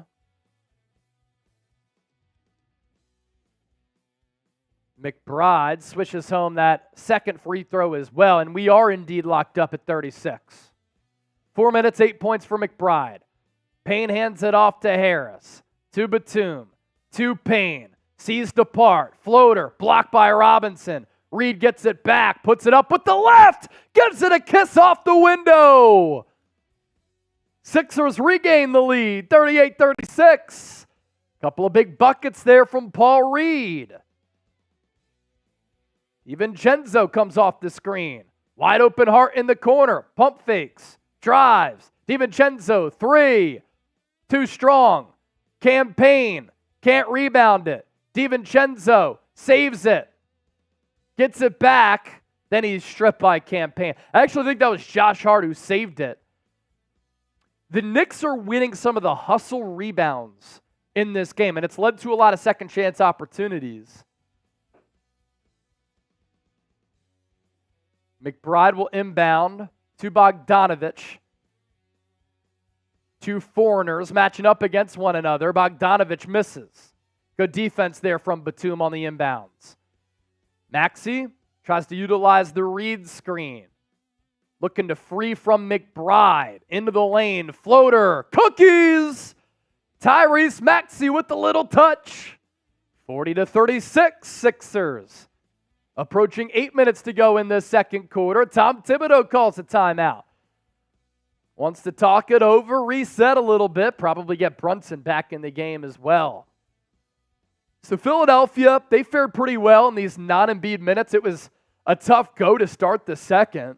But Paul Reed, a couple of big buckets, a good stand defensively. Tyrese Maxey with the floater game. Sixers back up by 4 after this game was tied. Our watch party, Game 1, Sixers, Knicks, regional rivalry, Atlantic Division rivalry, historic rivalry, Amtrak series, Turnpike series, sponsored by Prize Picks, the only daily fantasy sports app that you should be using, and the best deal that any sports DFS app has to offer. PrizePicks.com/CLNS.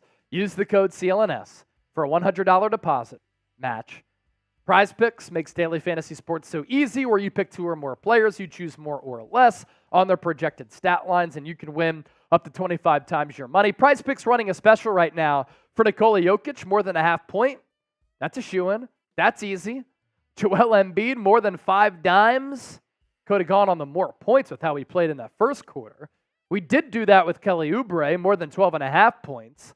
And then Tyrese Maxey, more than 22.5 points. Win big money, withdraw your winnings. Pick more, pick less. PrizePicks.com/CLNS.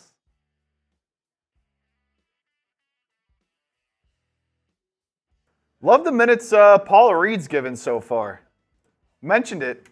Knicks fans are like, who's Paul Reed? That's Paul Reed, baby. That's B-ball Paul. That's B-ball Paul, baby. Just tweeted out a highlight of that Paul Reed bucket. Interact with that. I'll give you a shout out here. Continue to hit that thumbs up icon, like the video. We're on the road to 100 likes. Support the stream by doing that.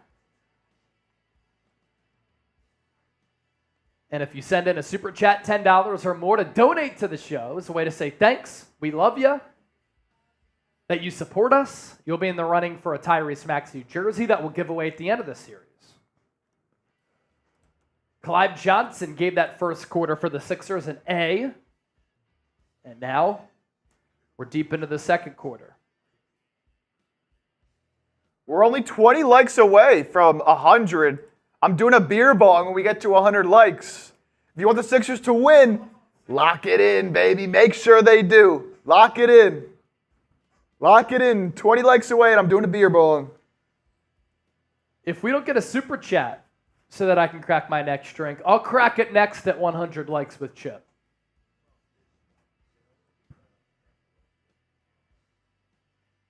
So the first quarter numbers, you had Embiid with 15, Maxey with 7, Batum with 3, Lowry with 3, Oubre with 3,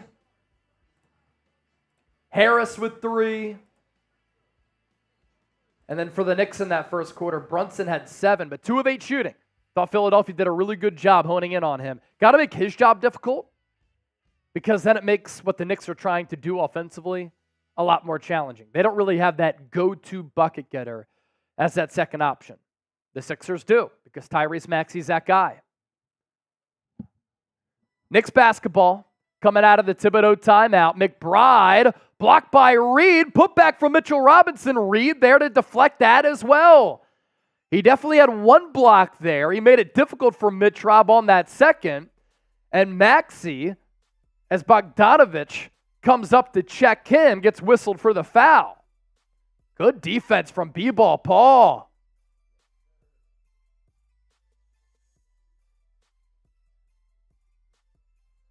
Maxey, floater, baseline, ugly, loose ball, Bogdanovich. Foul called on campaign because Bogdanovich flopped again. The flopping epidemic, it is real across the NBA, and it is annoying.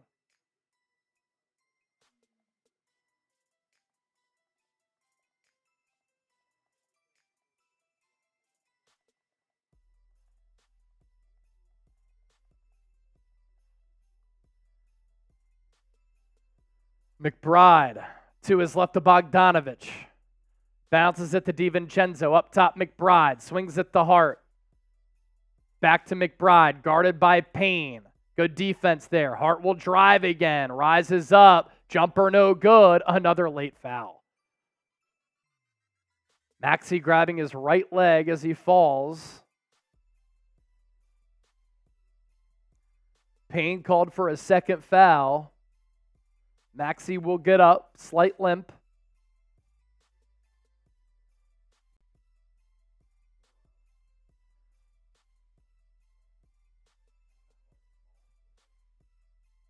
So Hart to the line for two.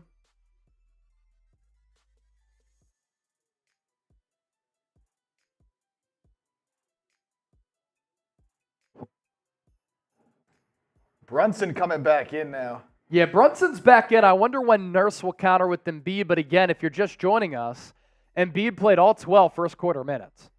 Hart, second free throw is true. He has 6 on 1 of 4 shooting with 6 rebounds, 40-38. Sixers cling to the 2-point lead. Campaign loses his footing, still finds Paul Reed. Maxey, deep three from the left side, just off the mark. Hart wants to push the tempo. He will. Into the lane on Reed. Good defense. Mitchell Robinson there for the putback dunk. Nobody followed. We're tied at 40. Harris near side as the Sixers move left to right offensively. Knicks right to left in this first half. To Reed. Reed back to Harris. Harris floater. It's good, but he gets called for the offensive foul. Jalen Brunson with the charge.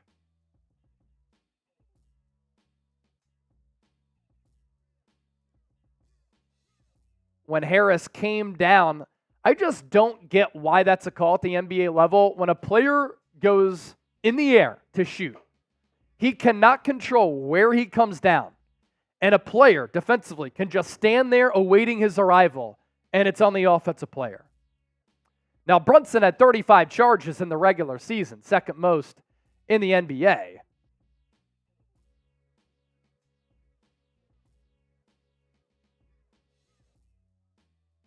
And I like the point that J.J. Redick makes. Should move the restricted circle out. Now, Harris goes to the bench, 3 points, 3 fouls, another clunker for him to start. Brunson, step back on Batum. It's short. Batum got a hand in there. Sixers with the rebound. About halfway gone in the second quarter. Maxey left open. Goes back to Embiid, who just subbed in. Step back on Mitchell Robinson. Long two. Short iron. McBride rebound. To Anunoby. To Bogdanovich. Backs down Maxey. Size advantage. Rip through move. Short. Fouled. Bogdanovich has 8 points in 10 minutes off the bench. Who was that foul on? Was it Lowry again? On the help? I think it was. That'll be Lowry's third.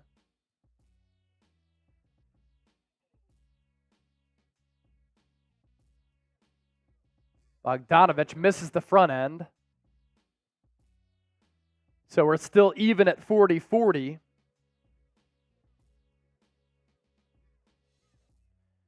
Earlier today, in the 4-5 matchup, Cavaliers beat the Magic handily. And then in the West, Timberwolves beat the Suns handily. Bogdanovich misses both. 40-40. 6:05 left in this second. Maxey handoff to Embiid. Embiid back to Maxey. Sets the screen for him.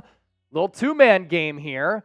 Embiid trying to back down Mitchell Robinson. Ball gets poked away. Embiid gets it back. 4 seconds left. Throws up the three. And he got called for the double dribble.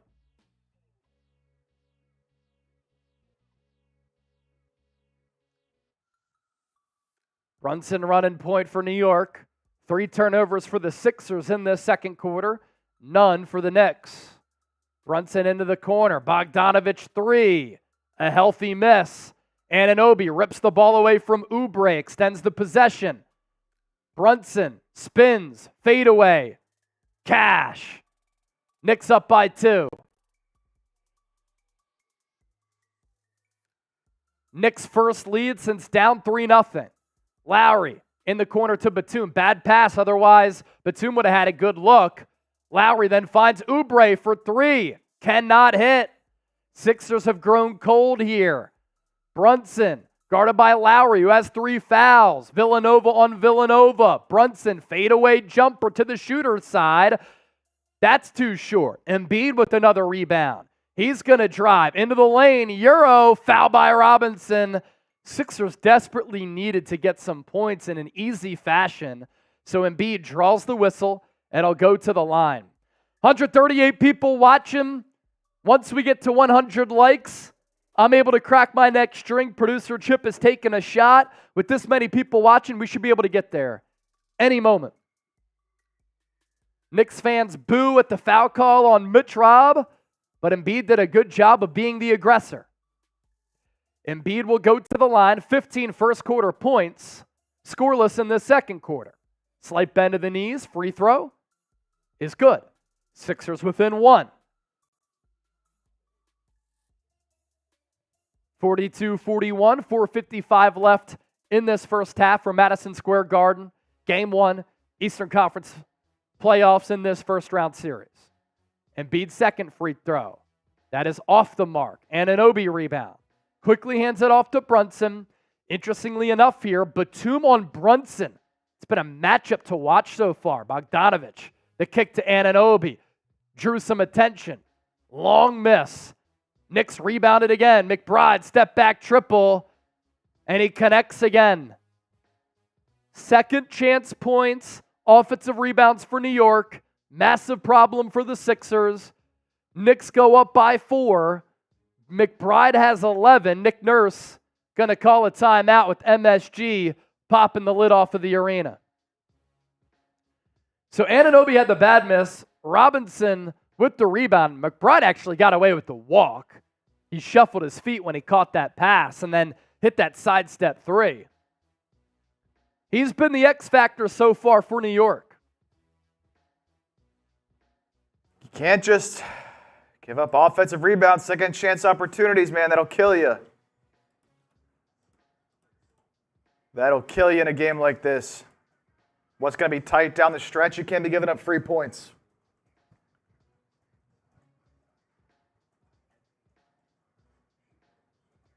Just about 4 minutes, 30 seconds left in this first half. I want to see a good end of the half for the Sixers. The first quarter was as flawless as it could have been, all things considered. The second quarter has definitely been choppy. I mean, the Sixers had, 34 points at the end of the first quarter, I believe, and now they've scored 7 since in the next 7.5 minutes. The Sixers have been outscored in the second quarter 20-7. It's not good. And look, it's going to be a tight series. The Knicks aren't just going to let the game get out of hand early on at home. But now this is where Philly, it's a game of runs. Got to respond with your own run. Don't offensive rebounds. Get out of hand. Yeah, sorry to cut you off. No, you're good. Offensive rebounds. Knicks have 10, Sixers have 5. It seems a lot worse than that, though. Yeah. Defensively, it's 13-12. Knicks with the advantage there. But it's the points off those second chance opportunities that have really killed the Sixers here in this first half. In the first quarter, too. But they were so hot from the field that it wasn't really indicated on the scoreboard. Largest lead for Philadelphia, 13. Largest lead for the Knicks, 4. But again, to start this second quarter, Knicks have been hot, outscoring Philadelphia 20-7 after the Sixers led in the first quarter going into the second, 34-25. 12 likes away from 100, then we can crack our drinks. Support the show. Like the video. If someone wants to send in a 20 right now, you get 5 raffle tickets to win a Tyrese Maxey jersey, and I'll kill the rest of this happy dad. Got about half left. I'll chug the rest of this, and you get 5 raffle tickets for a Tyrese Maxey jersey that we'll give away at the end of the series. Yes, sir. 10 likes away from 100. Kozak. You have to let Maxey loose, let him use his speed. I think OG Anunoby's done a pretty good job on him. Maxey, 7 first quarter points, hit a couple of big shots. But Anunoby is a player who has physicality, speed, length, and size to make the life for Maxey a little bit difficult. Albert saying good night, Philadelphia. Game ain't over yet, brother. Got almost 5 minutes left in the second quarter. Yeah, far from it, far from it. 8 likes away from 100. A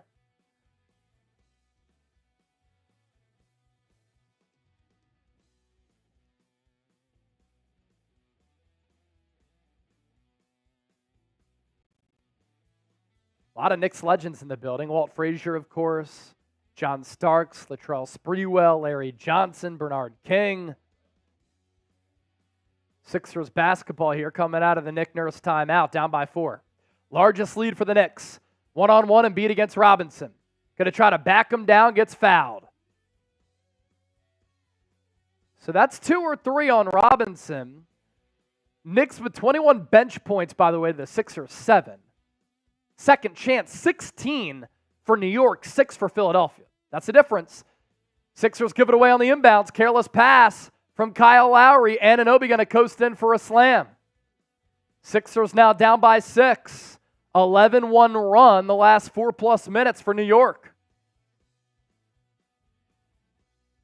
Embiid up top. Handoff to Lowry. Lowry with Robinson on him. Lofts it to Embiid. Embiid back to Lowry. Shot clock at 5. Embiid doubled. Good pass to Batum. Wide open Maxey corner 3. Bang! It's good! Maxey and the Sixers needed that in a big way. 3-point game, 47-44. Good pass from Embiid to Batum out of the double. And then with the shot clock bleeding, Maxey, corner pocket, cookies. Brunson, back iron, off the mark. Mitchell Robinson tips that rebound out of bounds. Sixers want to run. Lowry quick to get that inbounds into Maxey. Brunson has 9, 3 of 12 shooting. Maxey comes off the screen to Batum. Batum back to Maxey. Guarded by Robinson. Wide open from 3. Left wing. Too strong. Long rebound Bogdanovich. Outlet pass to McBride. Sixers asleep with the transition defense. McBride slams it down. Knicks back up by 5. 49-44. 23 bench points for New York. 7 for the Sixers. Embiid doubled again. Now one-on-one with Mitch Rob. Dips in. Oh! Joel Embiid throws it off the backboard, then dunks it home, but then lands and grabs his knee immediately. He's in a lot of pain. Anunoby dunks it down on the other end, and Embiid is grabbing his left knee.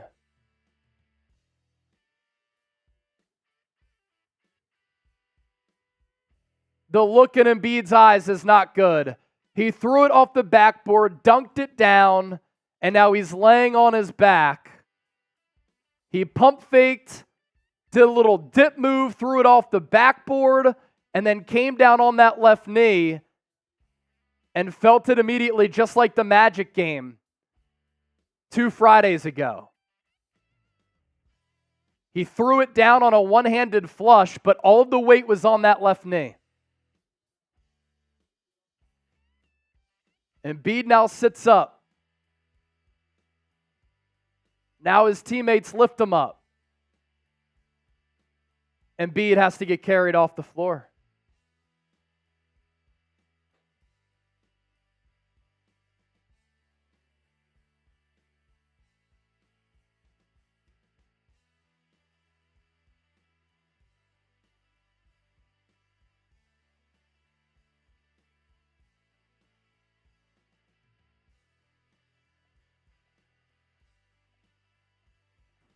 Oh my goodness.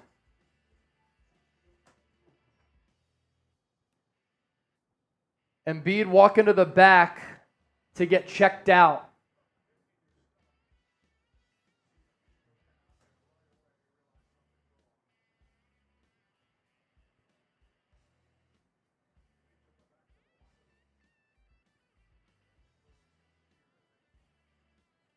Oh no, dude. So now Embiid out of the game.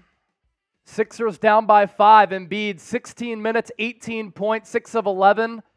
Looked as though he was very healthy. The healthiest that he's been since he came back as far as conditioning level. And then Embiid threw it off the glass to himself, threw it down with one hand on an unbelievable play, and the knee may have given out.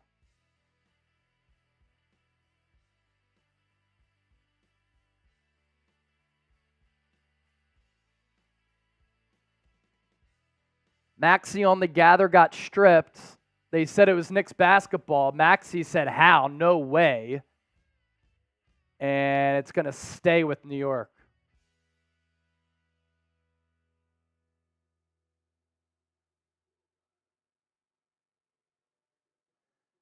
Maxey.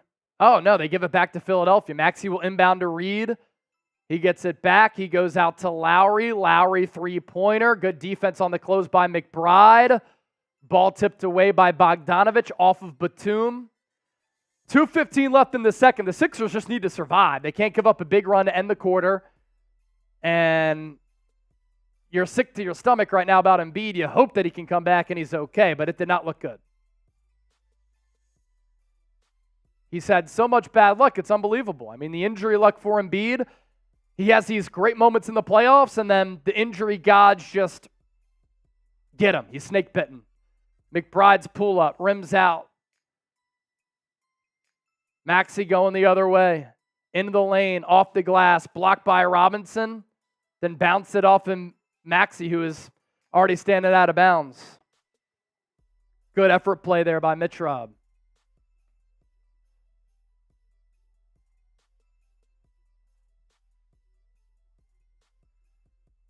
Brunson comes off the screen, loses the ball, gets it back. Shot clock at 11 by the free throw line. Dips in, gets contact on Maxey. He'll be whistled for the foul.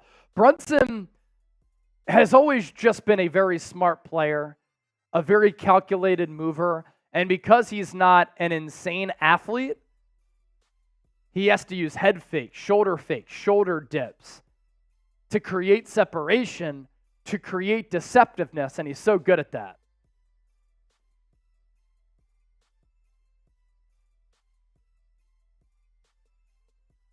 The good news is that Embiid walked off the floor.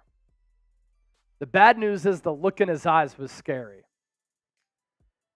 And the surgery that he got was an interesting one because that knee had already been operated on, where there was something with the meniscus where it wasn't quite a full repair so that he could come back by the end of the year. And now on the Euro against the Magic, he hurt his knee. And then he throws that ball off the glass, throws it down, comes down solely on that left leg, and the knee gives out again. So you can tell it's just not where it has to be. Knicks have outscored the Sixers 28-12 in the second quarter. Oubre going to drive on Anunoby, layup, good contest from Anunoby. He's an elite defensive player. Sixers down by 7, have to be careful with 1:13 left. McBride pull up 3, down the hatch. And just like that, Knicks go up by 10. McBride has 16. Under a minute to go in the second. Maxey into the lane, rises up, defended well and blocked by Bogdanović. Reed now has it to Oubre, floater off the mark, bad miss. Hartenstein has to be called for a walk, right? They're going to call Reed for a foul. Maxey tried to throw it down on Bogdanović. He was stuffed at the 10. Nick Nurse is pleading with the official. How is that not a foul? And then the Knicks get a soft call as Hartenstein now goes to the line.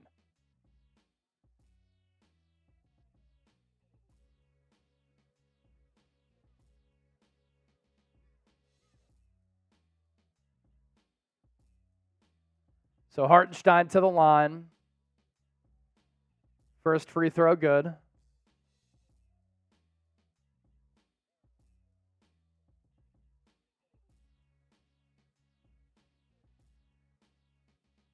You saw Joel Embiid, 15 first quarter points, dominating the game, looking healthy as far as his stamina and conditioning. He pulls off an incredible play in which he throws it off the glass, dunks it home, and he gets hurt on that play. Now the Sixers are down by 12. Batum, corner three. Sixers need it. No good. Here come the Knicks. Brunson, transition three. He thought about it. He'll back it back up and slow it down. Game clock 24, shot clock 15. 9-second difference. Brunson spins. Out to McBride, another three. Short. Hart fights for the rebound. To Bogdanovich. Brunson, open. Shot clock dead. Game clock at 8. Brunson, ball ripped away by Oubre. Ball goes off of Brunson. Maxey takes the inbounds with 6 seconds left. Crosses half court. In the lane. Floater. Short. Buzzer sounds. And the Sixers dominated in that second quarter after an incredible first quarter. They get outscored 33-12 in that second frame. And the big news going into the halftime, the status of Joel Embiid, of course.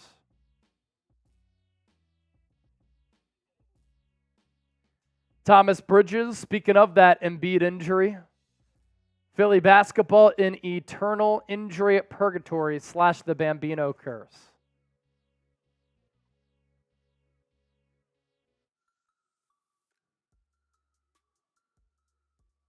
God, I mean, dude, you just hope Embiid's okay.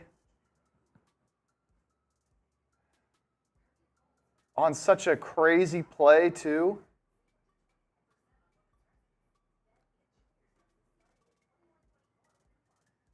I mean, the immediate high of him making that tremendous play, throwing it off the backboard, and then immediately see him go down, grab his leg with that scary look. I mean, I'm sick to my stomach, man. And the most unfortunate thing is that it's not surprising. Oh, just...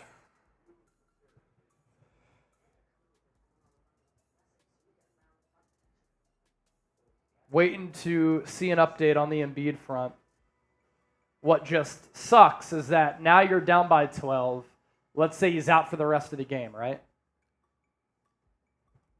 You just don't know his status for game 2. And then this series becomes very, very difficult against a really good team.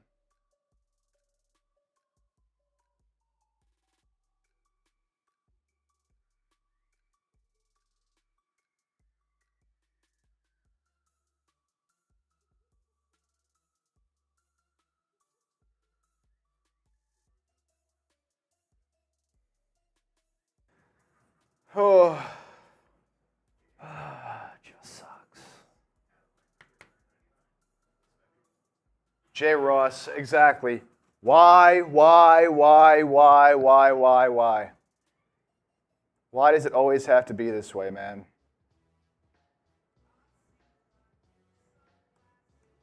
Why does it always have to be this way? We just can't have a healthy Joel Embiid. We're just not allowed. It is just so frustrating.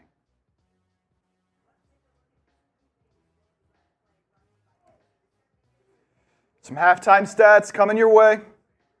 And hopefully we get an Embiid update here.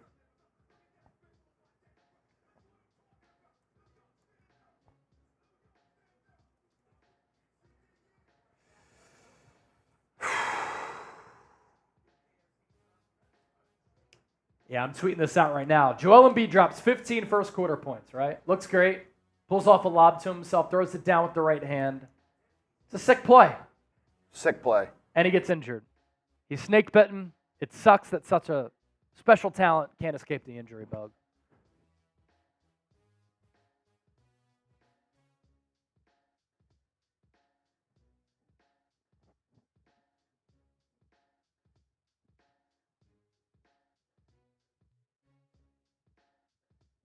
(33-12) second quarter for New York.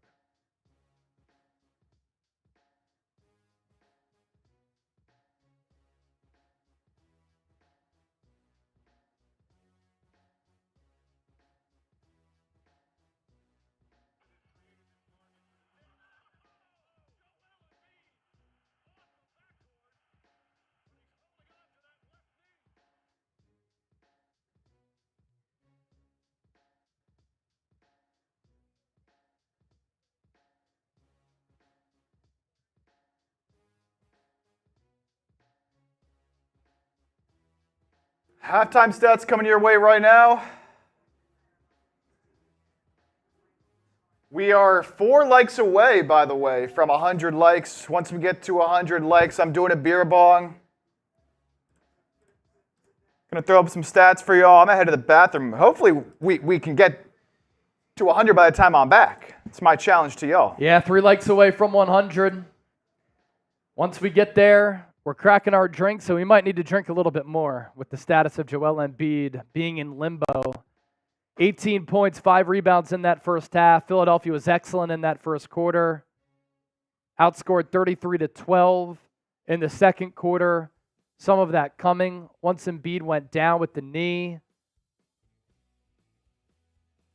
Embiid did walk away after he got hurt, gingerly under his own power, but he was in a lot of pain, very confused and distraught after he did get hurt.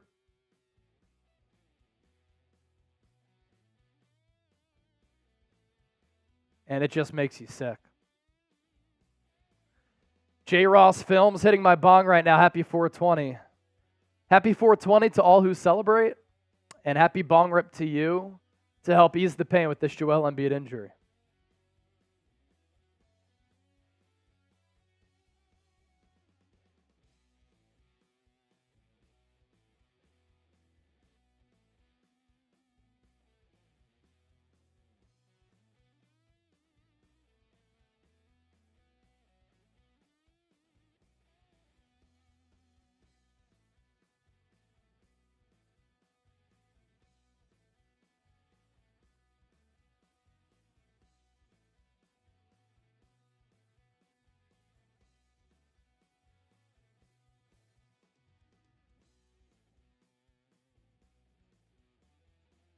Yeah, Stephen A. Smith making a good point. It's like you watch Embiid against Miami, and we talked about this during the game, after the game.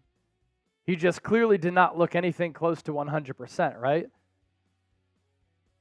But still made some great plays down the stretch after not playing well. And you're thinking, okay, if Embiid can stay healthy, you like the Sixers' chances against the Knicks. You saw that in the first quarter. They matched up well. He didn't get a lot of help. Dropped 15 in that first quarter. It was awesome.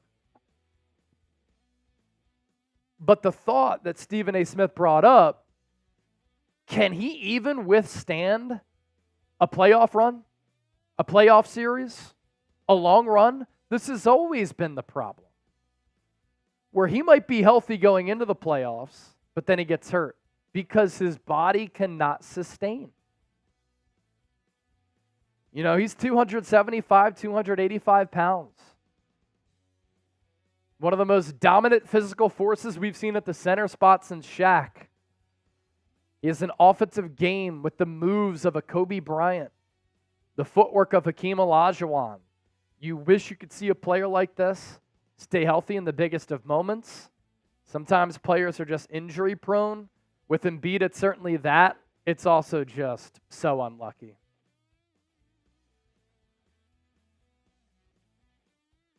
Josel DeGito said, epic comeback later for the Sixers. Low-key, what happened?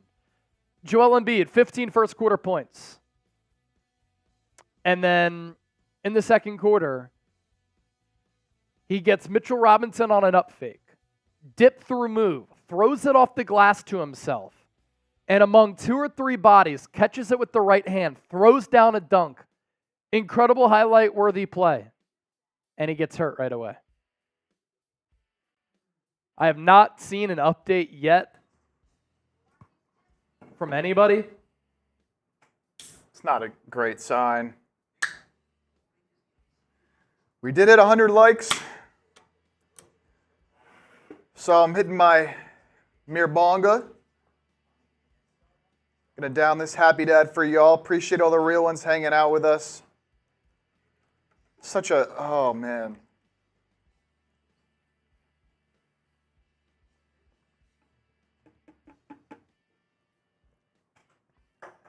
We got a Knicks fan in here spamming K's. That's not a good look, by the way. I don't know what you think you're typing, but it doesn't look good. A lot of K's in the chat. That's all I'm saying. That's all I'm saying, Bashy.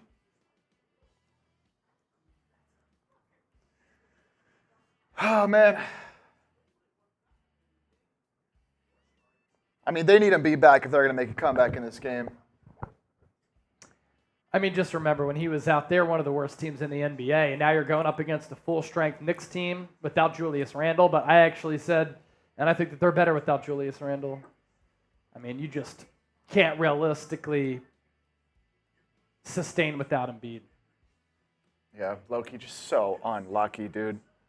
I mean, that play is the perfect, sort of encapsulates perfectly what he is. Just tremendous play, tremendous skill, tremendous talent, and then injury. All right. Down to this happy dad. We got to 100 likes. Get to crack the drink because we got past 100. We still got a game to win here, whether Embiid comes back or not. You still got a game to try to win. Let's try to get the vibes right. Try to get this back on track. Hey, look. Cheers.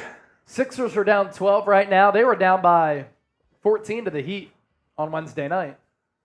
The issue is they had Embiid in that game. And even when he is banged up, still helps you dramatically on the defensive end of the floor.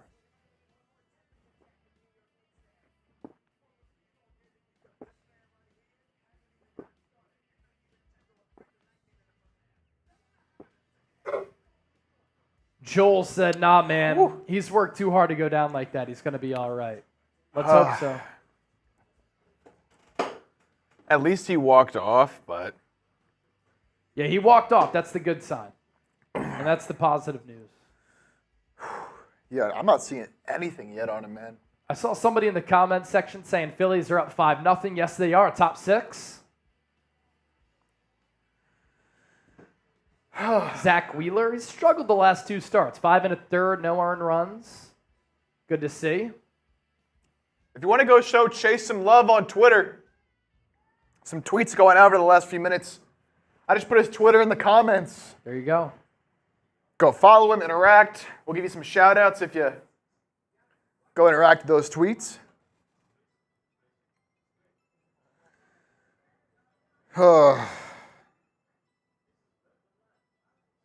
Wow, 3 hits and 2 RBIs for Nick Castellanos tonight. Hey. Look at that.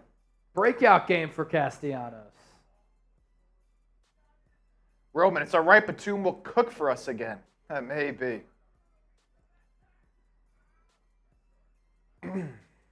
Brian, can I ask you as a question, an honest question? Do you think Joel will be back in the game or back in the series at all? Please let me know. You just don't know.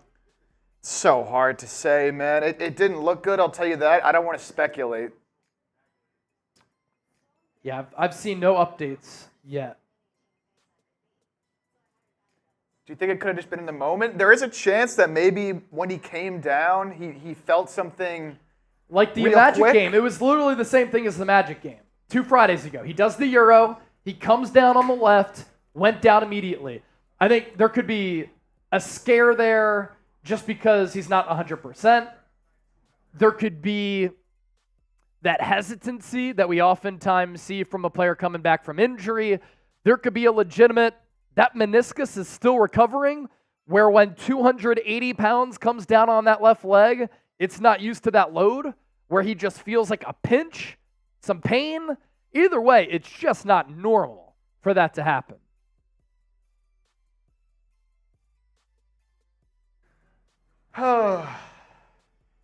Iron Mike said maybe the brace. I mean, he definitely doesn't like the brace. He hates the brace. I don't think that has anything to do with what just happened. But, I mean, my goodness, if he didn't have the brace on, that could have been much worse, and we don't even know the severity of it yet. Embiid walked off, but Jimmy played through his MCL sprain. Yeah, walking off doesn't really... You could have the worst of injuries and walk off.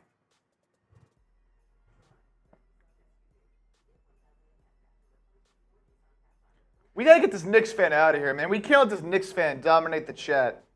He's spamming something that, triple Ks. I don't know about that one. I just booted him out for 5 minutes. He's gone. The brace could have bent into his knee from Iron Mike, Brian Pearson. That'd be a pretty terrible brace. If Embiid can't play, do you think we could bring somebody up from the G League? No, no chance. Plus, they're not eligible for the playoffs. Yeah, Low too, key, too late. the Knicks will get eliminated early. Sixers can win this series, but it all hinges on the health of Embiid, man. If they don't have Embiid, they're not going to win the series. It's just that simple.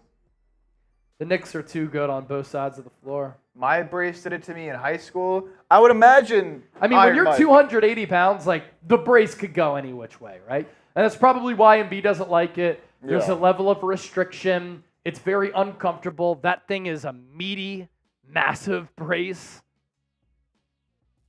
It's definitely fair. I remember when I had to wear a brace on my knee. Luckily, I never had to wear it playing sports, but when I had to wear it, like walking around, it's definitely not comfortable. You don't want to wear it. But I don't think that had anything to do with his injury. Sixers were up by 13. Now they're down by 12. I mean, that's a big swing, and that's what happens when the Knicks win that second quarter, 33-12.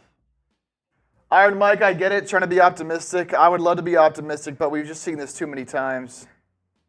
It's so hard to be optimistic, man. Let's see if we can get a report on Embiid here.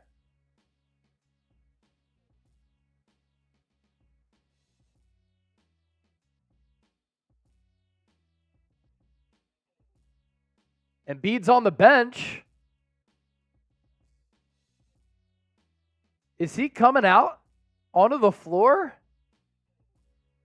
He is! Embiid's coming back! No way!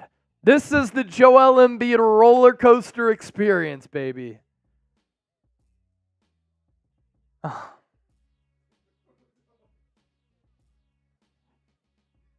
Embiid's on the floor. He's going to set the screen for Maxey. Maxey goes back to Embiid. He pump fakes from 3. Air ball. Oubre with the rebound. He's stripped again on the up attempt.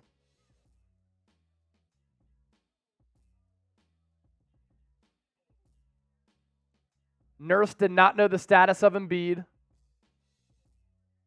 when he came out of the locker room.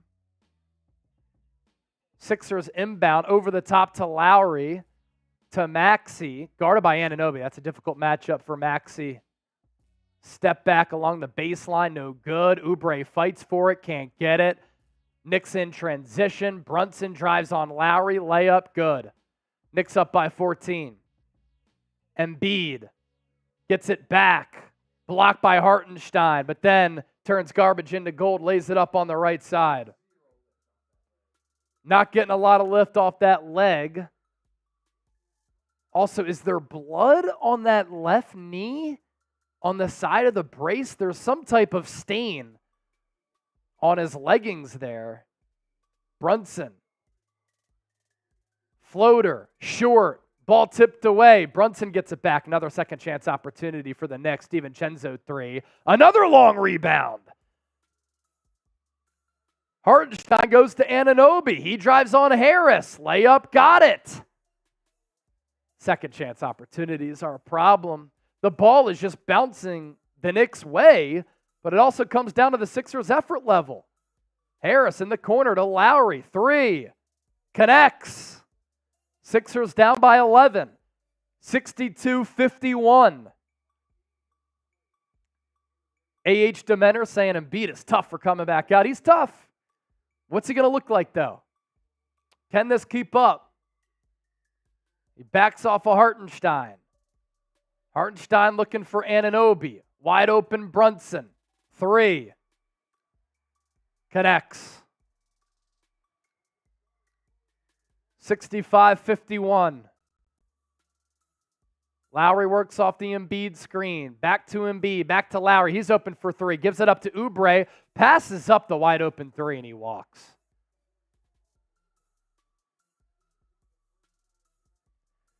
That was the most open look that Brunson has had all night, and he took advantage of it.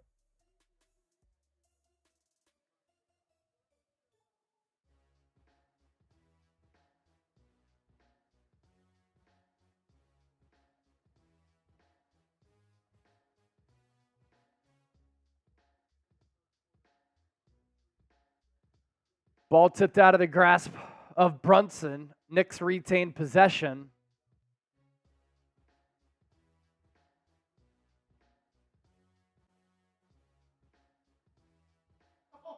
Maxey tried to jar the ball loose on the inbound, but he gets whistled for the foul.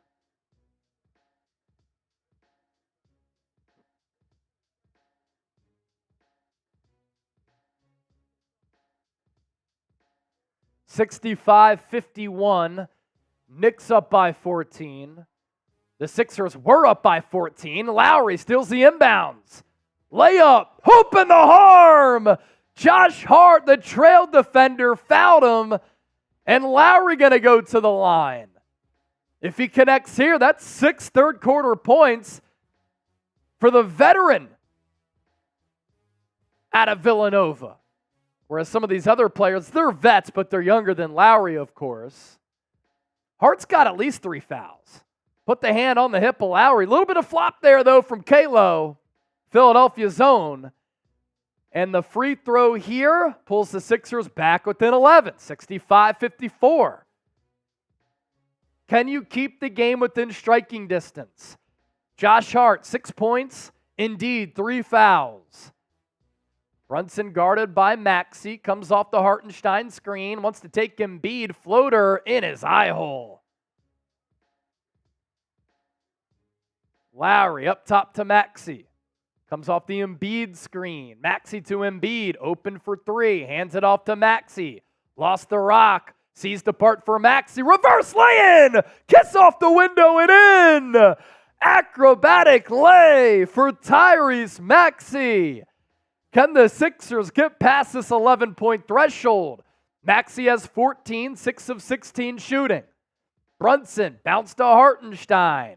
Hand off to Anunoby. Guarded by Lowry with those 3 fouls. To Hartenstein, guarded by Harris. Left-handed hook. Harris rebounds. Here come the Sixers. You sense a potential flipping momentum here. Embiid, hand off to Maxey. Maxey to Lowry for 3. Good!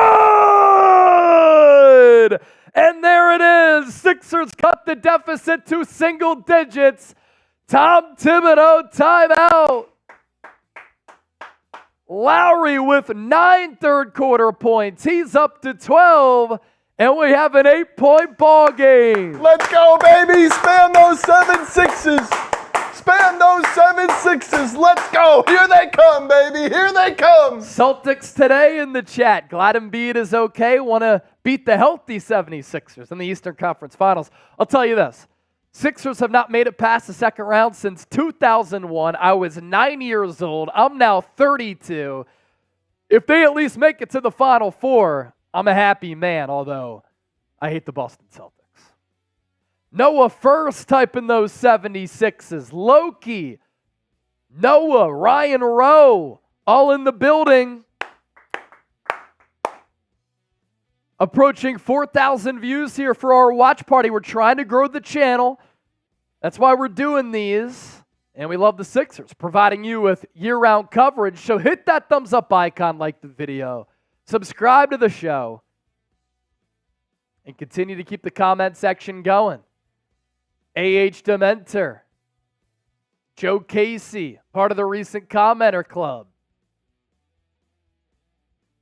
Celtics today said, glad that you're realistic. Well, when the Sixers have not beaten the Celtics since the mid-1980s, you have to humbly say that the Boston Celtics are the Sixers' daddies. Which other series are you excited about from low-key? I like a couple of them. I think Nuggets-Lakers will be fun. I know the Nuggets swept that Western Conference Finals last year, but every game was pretty much close and down to the wire. Plus, it's LeBron and AD against Jamal Murray and Jokic again. You get the star power. I think that even though the Timberwolves wanted a blowout against the Suns, that'll be a good series. Kawhi Leonard's status in question once again. He's kind of had that snake-bitten Joel Embiid injury history, but Mavericks-Clippers is always very entertaining because Luka Doncic owns the Clippers. Don't really think that Cavs Magic is going to be tight. I'm low-key excited to see Thunder Pelicans. Thunder Pelicans could be okay. Those two teams like to run.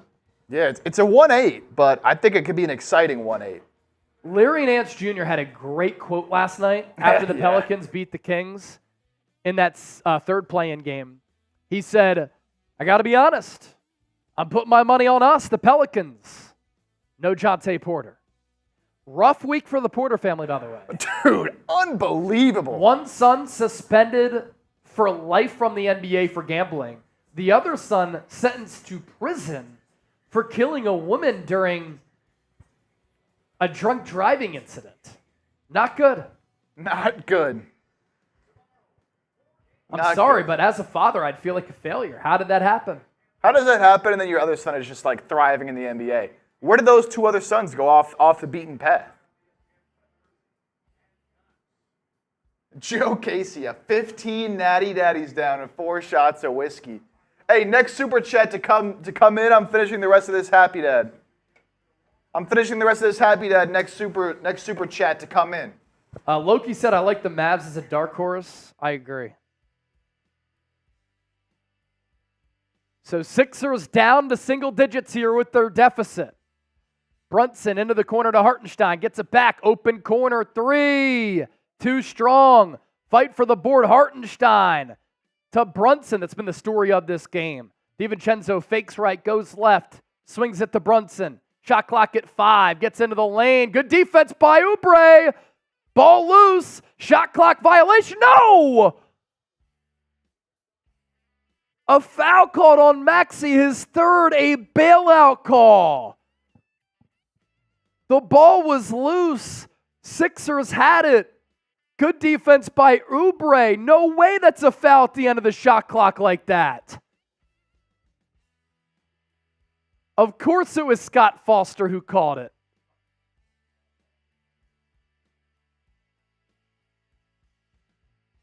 Maxey with 14 points and those 3 fouls. DiVincenzo pump, drives, floater, no good. Tipped out of bounds by New York. Sixers get it back.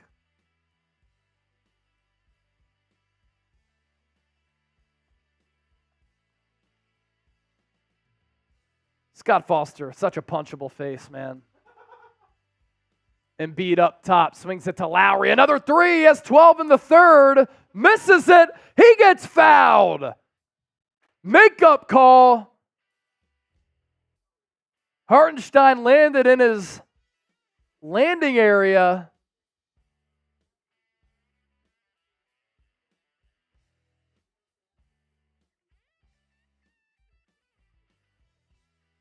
Stepped on his foot, too. Fell on top of him. It's a lot of weight falling on Lowry there. Oh. They're going to look to see if it's a flagrant. No, it's not. There's no need to replay this. It's ridiculous how we do this nowadays. I get trying to get every call right, but these types of replays are so dumb. And that's coming from a Sixers fan. It's not a flagrant. He contested the shot. He stepped on Lowry's foot. Give him the 3 shots and move the hell on. Just delays the flow of the game, man.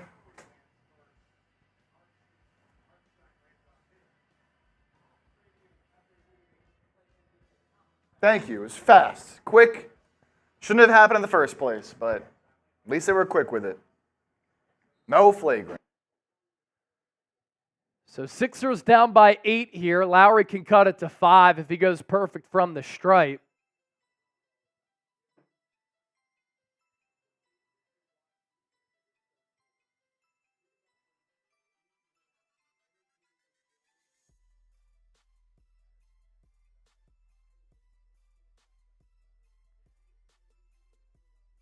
Embiid stays on the floor, a slight limp. And Chip, I mean, you've made this point before. We've talked about it before. The defensive impact is still there at least, even when he's not feeling good. Dude, just him being on the floor. All he has to do is be there. All right, I want to make a deal with the people. If we get a $20 super chat, usually it's a $50 value. I'm shotgunning this happy dad. $20 super chat, I'm shotgunning. And we're going to give you those 5 raffles. There is blood on that knee. On that left knee.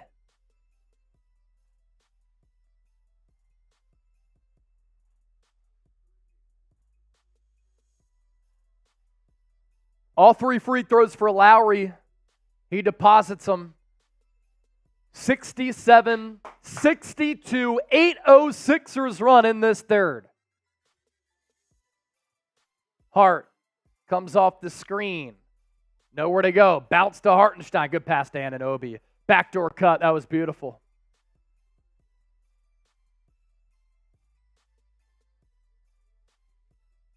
Maxey brings it up.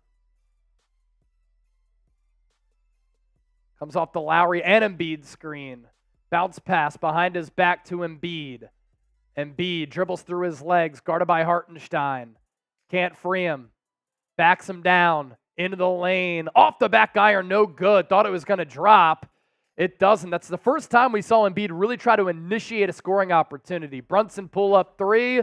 That's no good either. Embiid tips it to himself. Outlet to Lowry. Up ahead to Maxey. Thought about a 3 to Lowry. He pumps into the lane. Out to Oubre. Wide open 3. He passes that up. Embiid passes up a 3. Now Maxey has it. Crossover, dribble, Euro off the glass and in. What a drive from Philadelphia's son, Tyrese Maxey. Deficit to 5. Maxey up to 16. Approaching the halfway point of this third frame. Hard up top. Doubled. Bounce to Hartenstein. Push shot. Good defense by Embiid. Harris soars for the rebound. He has it near side. Sixers going right to left offensively. Maxey by the logo. Step back. Gets Hartenstein off his foot. Finger roll with the right. Cash. 12-2 Sixers run. 69-66. How about Maxey getting creative right around the 10? Back-to-back great drives from Maxey. 3-point game. Let's go, baby. They're coming, baby. Here they come. $20 super chat. I'm shotgunning. Joe Casey said the Natty Daddies are 8% alcohol volume. Well, shit. Might have to look into those after the watch party. Collins K. Money Maxey.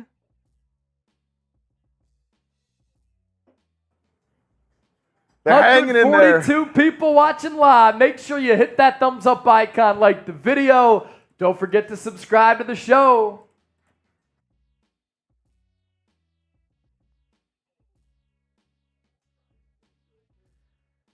Sponsor for Game 1 is Prize Picks, the #1 daily fantasy sports app here in North America.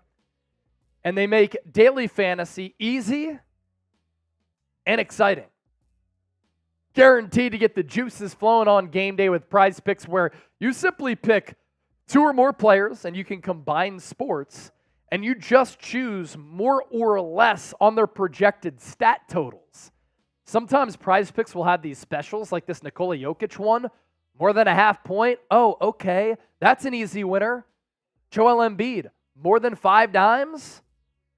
Joel Embiid's been passing the basketball a lot more so far in this game. Embiid has 2 dimes.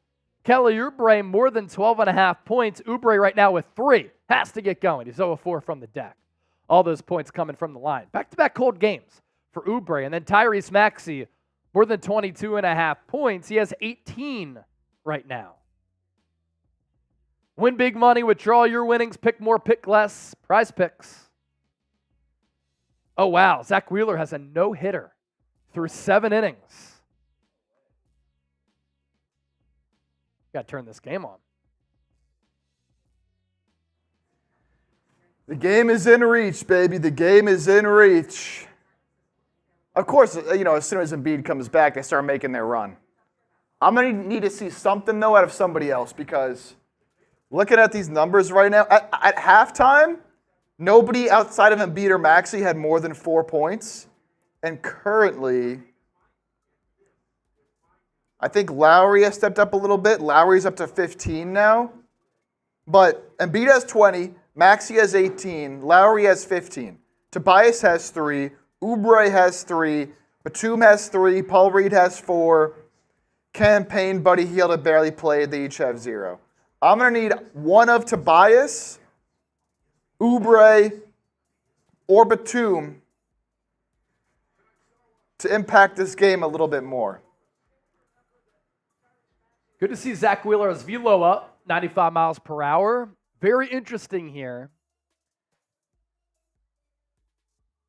That Zach Wheeler has a no-hitter through 6 innings, top 7 right now, man on first.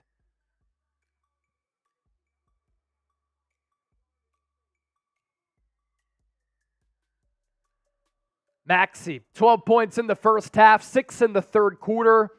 OG Anunoby's done a terrific job of just making his job hard. But Maxey starting to get loose with some wiggle here in this third quarter. Hart looking for the entry. Ball poked away. Embiid picks it up. Foul by Hart. That'll be his 4th. Definitely an Embiid flop.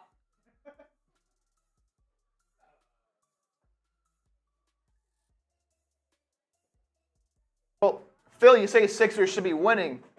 If Embiid never left this game, they probably would be. Embiid sets the screen for Maxey up top. Anunoby trails him. Embiid thought about a 3. He'll take it. Boom! Joel Embiid from the left wing. First points of the second half. We're tied at 69. Very nice. 15-2 Sixers run. Brunson to an open DiVincenzo for 3. Good. 72-69. That's a 40% three-point shooter right there. You can't leave him vacant. Otherwise, he'll do that. Maxey again has it near side. They send 2. Maxey to Embiid. Left elbow. Tries to back down Hartenstein. Shot clock at 5. Good pass down low to Oubre. He finishes for the deuce. Good pass and assist from the process. 72-71.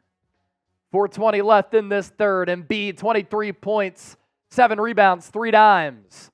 Hart, baseline, cuts across the lane. Looking for somewhere to go with the rock. Hands it off to Anunoby. Pumps off Embiid, fadeaway short. Maxey rebound. Sixers can take the lead. Maxey to the cup. He's fouled. He's going to go to the line.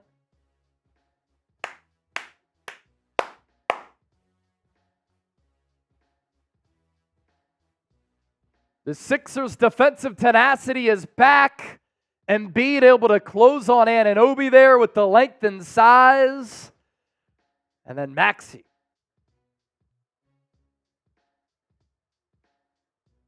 Quick to skirt up the floor to draw the foul.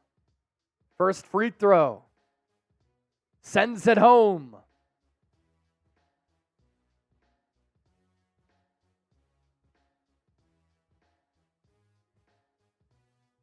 You know, Anunoby, great defender. His offensive game, not there. Just not there.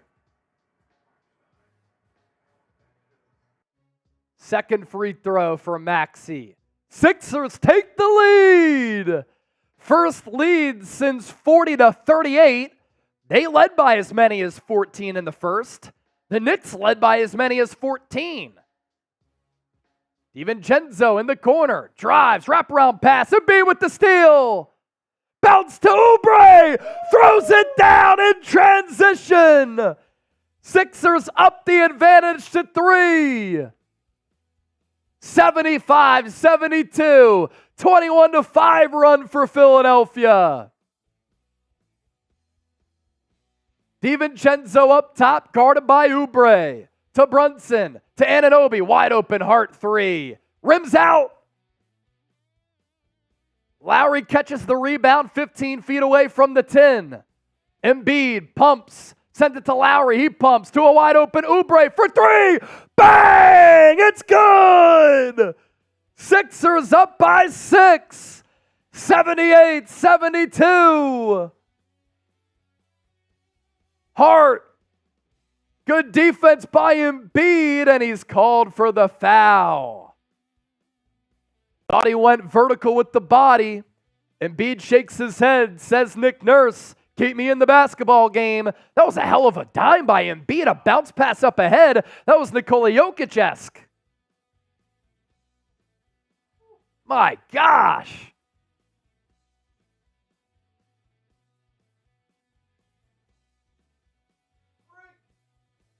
Hart bricks the first free throw. And ladies and gentlemen, Zach Wheeler out of the 7th inning, still with the no-hitter intact. But he has thrown more than 100 pitches going into the 8th.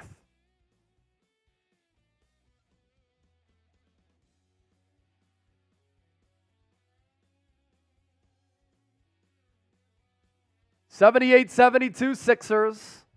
What a game so far. Game 1 of this first-round series in the Eastern Conference. Sixers were up by 14 with a flawless first quarter. Knicks went up by 14. Sixers up by 5. Gamer runs. Classic. Maxey out to Embiid. Nearly threw it over his head. Embiid tells Oubre to come closer to him. Gives him the rock. Embiid gets it back. Brunson comes over on the double team. Steals it away. Euro. Lowry rips it away. Brunson got it back. Puts it in. 78-75. A big 2 minutes here to end this third, And sensing that, because I know ball, Nick Nurse takes the timeout. Someone has to tell Embiid that Brunson's coming for that, dude. It's what an unlucky play. You know, we see those teams come over with the double team so often. Lowry with the hustle, and then Oubre was kind of coasting there on that Brunson putback.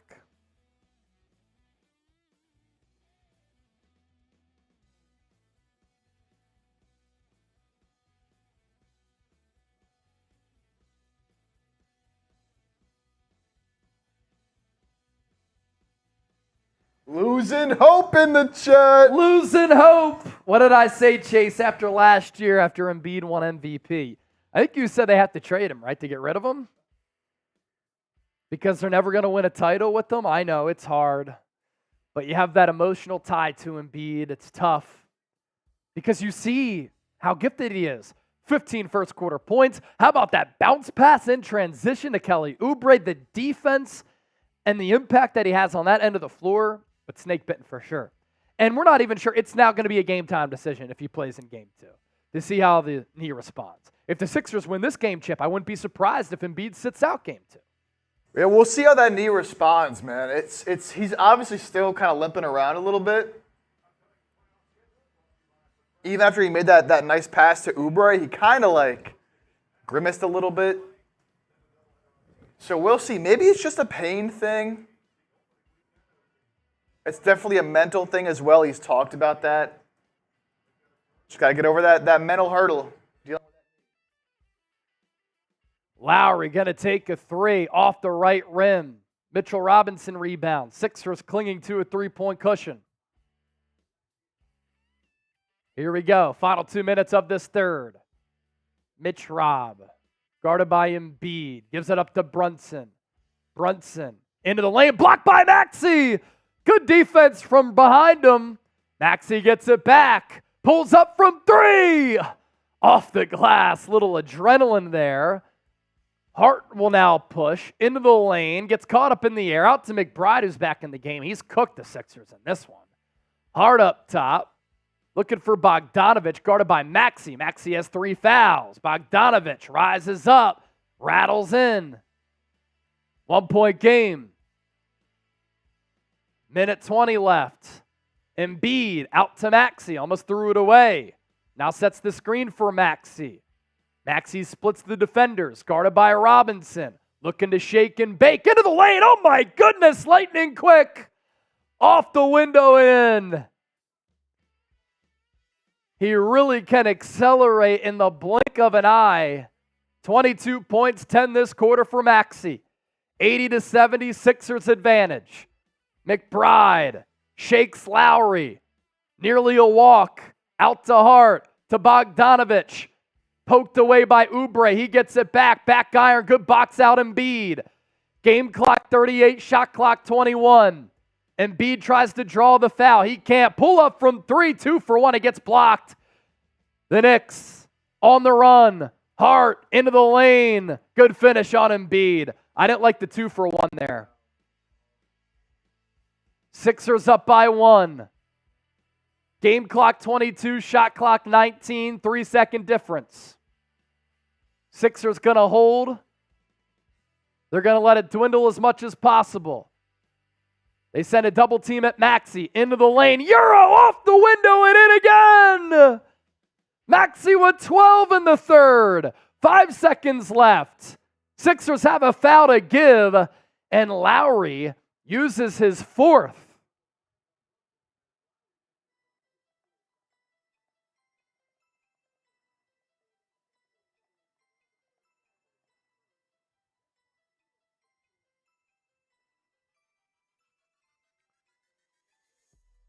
Embiid checks out with 3 ticks left. Tobias Harris, the $36 million man who's in the witness protection program, checks in. Brunson will inbound to Bogdanovich. Tries to drive. Layup. No good at the horn. And you can hold on to your seats. Buckle up. Click that seatbelt because we are coming in for a landing in this fourth quarter. 3-point game, 82-79. Sixers lead it. Philadelphia was up by as many as 14 points in that first quarter, which was magnificent. And then Philadelphia got annihilated in the second quarter, outscored 33-12, lost the energy, especially after Joel Embiid went out. But the Sixers in that third quarter, with Embiid on the floor, Chip, I don't think he sat the entire third either. Outside of those 3 seconds, they outscored the Knicks 36-21. So Joel Embiid has played the entire duration of the first quarter and the entire duration of the third quarter. And the Sixers now up by 3. I mean, whenever Embiid's in the game, the Knicks simply have no answer. He just makes everything so much easier on offense, yes, but defensively, man,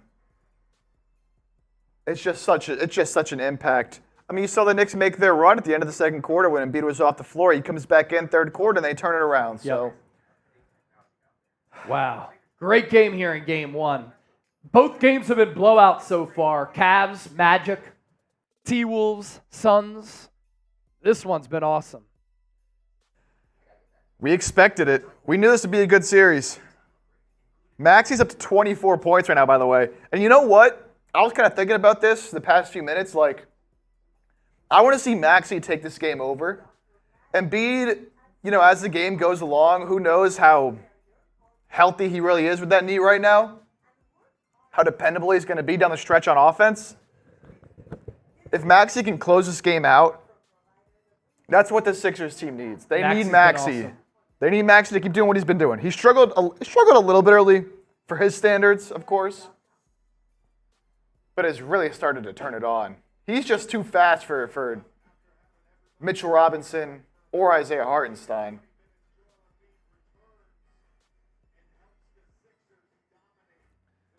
But definitely going to need someone else to step up. We saw a big 3 from Oubre. Lowry's playing great, but has 4 fouls now, right? Lowry has 4. We're probably going to see some Paul Reed minutes. So hopefully those minutes are good minutes. Hopefully those minutes are good minutes. It's fourth quarter time, baby. Let's get the chat rolling. Spam those 76s. Greg, spamming 76. Edwards, Existence, spamming 76. Ampu, Loki, Joe Casey, Clive Johnson, Losing Hope, Phil, all in the chat. Loki spamming 76. Reed, Kelly needs to keep getting in the lane. Type those fours, baby. We're going to the fourth. We've had an uptick in audience, by the way. If you're new here, we're 76ers Now by Chat Sports. Chase Sr., Jake Chipper. I'm from Westchester. He's from Bucks County. Lifelong Sixers fans, and we provide you with Sixers coverage year-round. News, analysis, rumors, opinions, watch parties, live shows, free agency, the draft, NBA playoffs. We do it all. So show us some love here. As you can see, 14,625 subs. Let's continue to add on that number. Fourth quarter underway. Bogdanović will drive off the window. Good defense by Batum. Embiid rests. Paul Reed in the game. Maxey, Hield, Harris, Batum, Paul Reed in the game for Philadelphia. Knicks steal it out of the grasp of Maxey. Bogdanović blocked by Batum. Brunson gets it back. Now Hart will drive. He's blocked. Sixers pick up the loose change. What a defensive stand after the turnover. Maxey trying to get it back from Harris. Harris is far side. Instead, he hands it off to Hield. Hield to Maxey. Maxey has some space. Euro, floater, air ball. Fight for it. Bogdanović has it. Pushes it up to Brunson. Brunson in and out dribble. Wide open. Bogey three. Cookies. 82-82. That's his specialty, is the three-point shot. Bogdanović has 13 on 3 of 5 from distance. Double team comes Maxey's way. He goes to Batum. Batum out to Hield. He'll try to create. Back to Maxey. Shot clock at 7. Guarded by McBride. Out to Reed. Three-pointer blocked by Mitrov. 2.5 seconds left on the shot clock. Robinson has made some good effort plays in this one.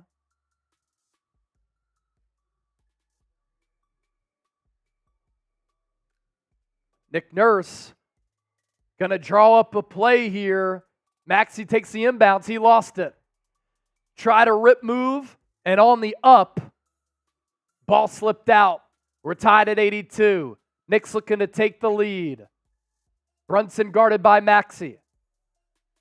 Shot clock at 10. Drives, left side, rises up, mid-range, off the mark. That's a violation on Mitchell Robinson. They don't call it. That was on the 10. They give him the deuce. I think that can be reviewed later. Maxey to Harris. Harris will pump to Batum. Three-pointer, short. Not having the game like he did against Miami here on the road. Brunson bounced to Hart.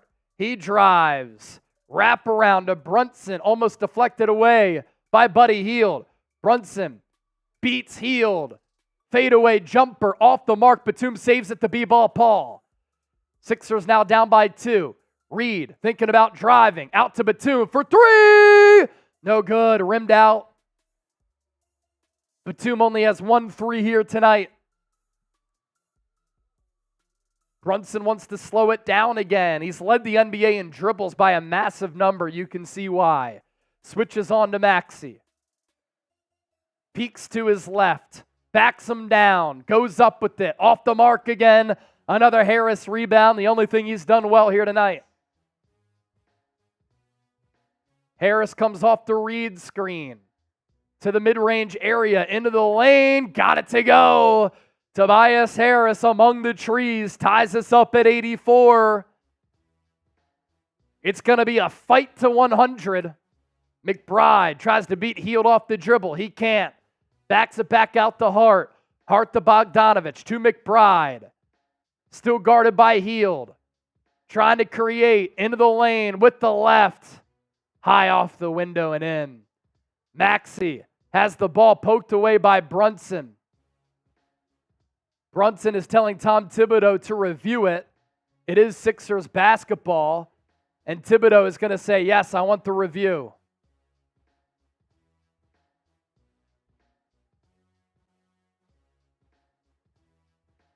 Thibodeau had a successful challenge in the first half. He's trying to run it back here. As Maxey on the inbounds, he was sleeping.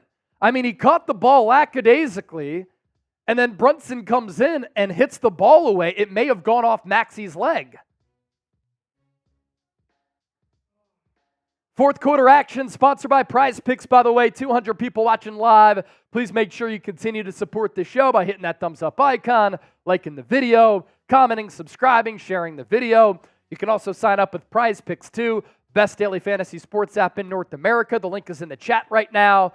You pick 2 or more players, choose more or less on their projected stats, and you can win up to 25 times your money. Our selections, the Prize Pick special right now, Nikola Jokic, more than a half point. I dig it. Game 1, Nuggets, Lakers. After this, Joel Embiid, more than 5 assists. I believe he has 4 right now. Kelly Oubre Jr., more than 12.5 points. And then Tyrese Maxey, more than 22.5. Right now, Embiid with those 4 dimes. Maxey has 24. So we need Kelly Oubre to have a monster fourth quarter here. Pick more, pick less, win big money. PrizePicks.com/CLNS. Greg G, I just put in your shorts order, my guy, our Super Chat MVP from the play-in tournament game.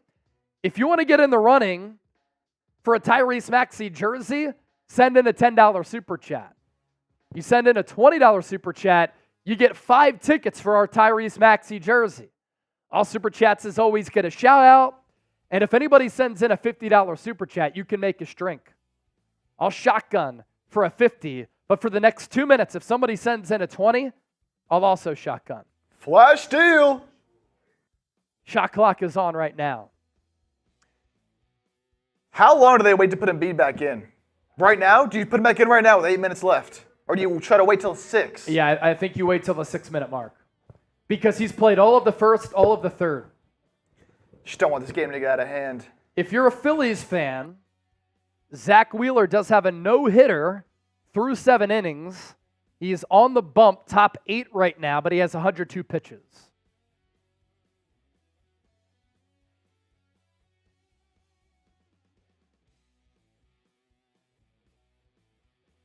Daniel Lennox, need Embiid back in there. You wish that he could play every minute with the impact that he has on both ends. 15 first quarter points for him. Embiid left the game in the second quarter. Scary injury scare. Threw a ball off the backboard, yammed it with 1. Came down on his left. Went down immediately. Still has 23 points, 8 rebounds, 4 assists, and a steal. Embiid with 23, Brunson with 20. Embiid on 8 of 17 shooting. The Sixers have done a good job on Brunson, 7 of 24. Knicks successful on the challenge as Brunson hit the ball off of Tyrese Maxey's leg.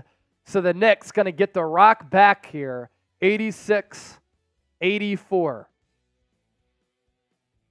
Knicks will inbound along the baseline. It's McBride over the top to Hart, to Bogdanovich. Bogdanovich been fantastic tonight from distance. McBride now has it, guarded by Hield. Looking for the screen from Mitch Robb. He gets it. Into the corner, Hart, wide open 3. Can't hit. He's been cold. Mitchell Robinson fights for the rebound. Out to Bogdanovich. Pump fake. 3-pointer. No good again. Knicks another rebound. Hart throws it up. And a late foul called. Sixers dominated on the glass for the Knicks offensively. They have just won the offensive rebound battle.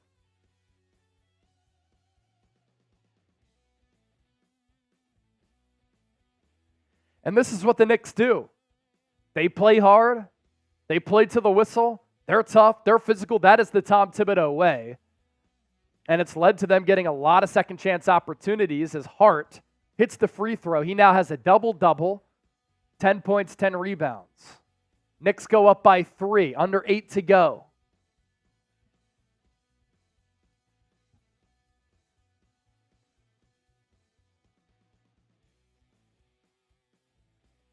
Hart hits the second free throw. Knicks up by 4, 88-84. Embiid obviously did check in, by the way, so Nick Nurse electing to not have him on the bench until the 6-minute mark. Lowry to Embiid up top. Embiid dribble handoff to Harris. He drives. Open opportunity. He lays it in with the left. split a couple of defenders. Sixers back within 2. McBride comes off the screen. Either a long 2 or a long 3. They're going to call it a 3. 91-86. He's been great from downtown. Sixers down by 5. Embiid up top. McBride has 21. One of our keys to the game, you couldn't let the Knicks bench beat you. They have.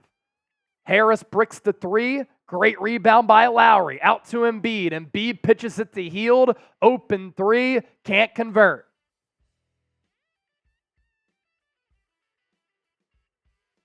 Hield really hasn't done much. McBride, guarded by Lowry. He's making his job tough. Down low to Anunoby. Anunoby has the ball taken away by Oubre. Picks his pocket. Oubre's been good defensively. Oubre to Embiid. Free throw line extended. Out to Lowry. Lowry dribbles to his right. Takes the Embiid screen. Lowry back to Embiid. Open 3. He takes it well short. Long rebound, McBride. 6.5 to go. McBride will drive on Embiid to Hart. He pumps.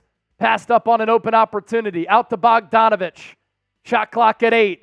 Throws it away. Almost a backcourt violation saved by Hart. Shot clock down to 3. McBride, 3. Shot clock violation forced by Philadelphia. Another good defensive stand. Still down by 5, 91-86. Brunson comes back into the game. He subs out Bogey. Colorado Rockies pick up a hit. Zach Wheeler's no-no is done.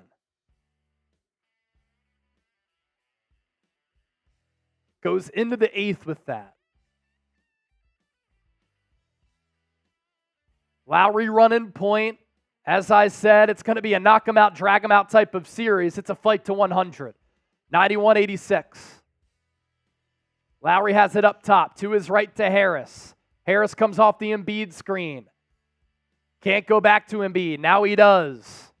Embiid gets stripped and he's fouled. He's going to go to the line. He caught Mitch Robb with the reach there. And with the shot clock at 3, the Knicks bail the Sixers out. Embiid can pull the Sixers within 3. And it was McBride who's actually called for the foul. He got the left hand of Embiid. There's no doubt about it.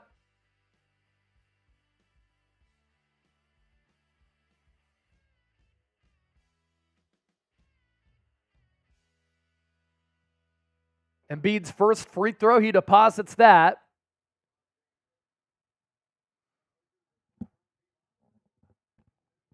If you're new to the show, make sure you subscribe. We give you informative, entertaining, insightful Sixers analysis and coverage year-round.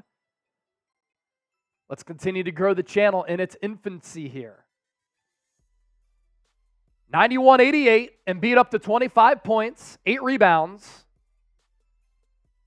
Brunson slow walks to his left to Hart. Back up top to Brunson by the logo. Guarded by Oubre. That's been a typical matchup. Oubre rips it away. He's fighting for the loose change. Gets it to Maxey. Layup. Got it. 1-point ball game. Great defense by Oubre. 91-90. Approaching 5 to go in the 4th. McBride guarded by Oubre. Ball tipped away by Lowry on the pass to Brunson. McBride gets it back to Hart. Shot clock at 5. He takes the 3. Good. Huge bucket for Hart, who hasn't been able to buy a shot from deep. He does there. Knicks up by 4. Hart has 14. 3 of 10 shooting. 10 rebounds. Classic Hart performance. Maxey chased by McBride. Out to Embiid. Embiid at the elbow. He gets fouled again, and he's going to go to the line. Another chance to get the Sixers within 2. And in case you're just joining us, Embiid played every minute of the first quarter, every minute except 3 seconds of the third. He left the game in the second quarter, down with the knee injury. It looked as though he was just cooked. But he's fought his way to 25 points, 8 rebounds, had 15 in the first quarter. First free throw is good, so he's up to 26.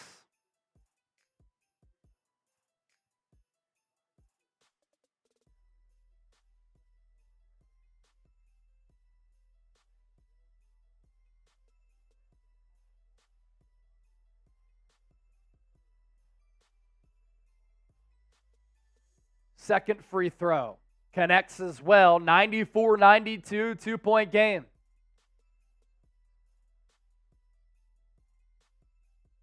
McBride, Brunson, Hart, Anunoby, Mitchell Robinson on the floor for the Knicks.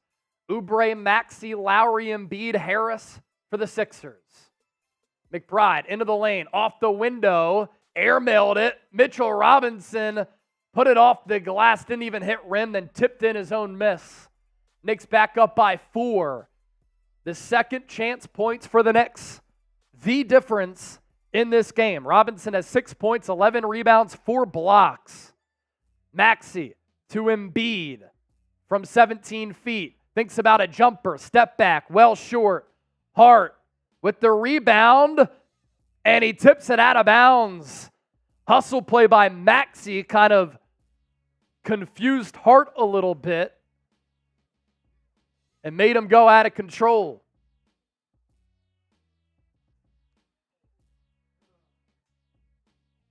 Coming down to the wire here. And I think we're going to have an official's timeout.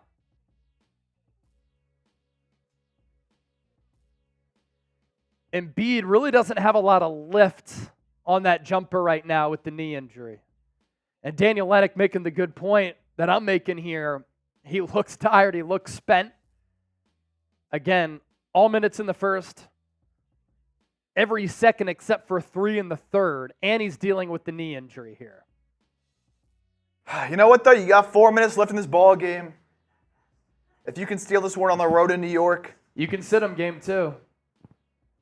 Yeah, if you absolutely have to. But if you lose this game, you really can't afford to not have him in game 2.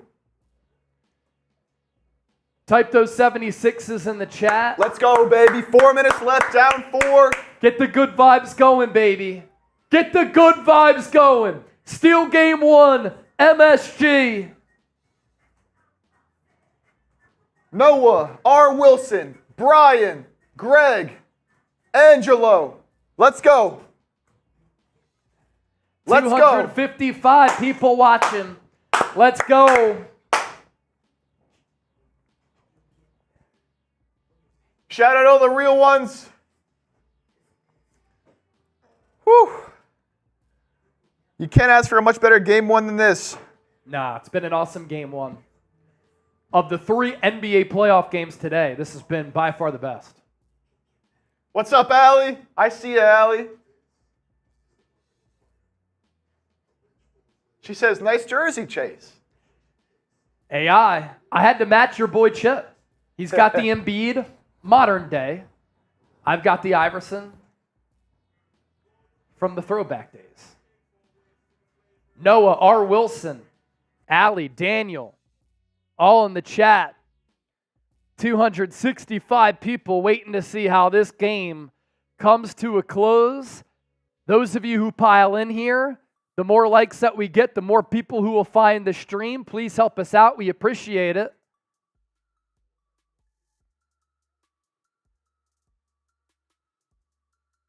Keep spamming those 7-6s. I'm seeing this sub count number starting to go up, man.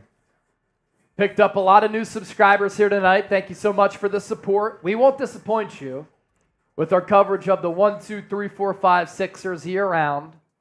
Losing hope with a throwback profile picture of me in the chat from my WNEP days, Northeastern Pennsylvania. 23XI says, hey, from Philly. $20 super chat. I'm shotgunning. Let's get the drinks flowing and the good vibes flowing in turn. Sixers down by 4, 96-92. 4 minutes remaining. Game 1, first round, Eastern Conference playoffs from the Mecca, Madison Square Garden.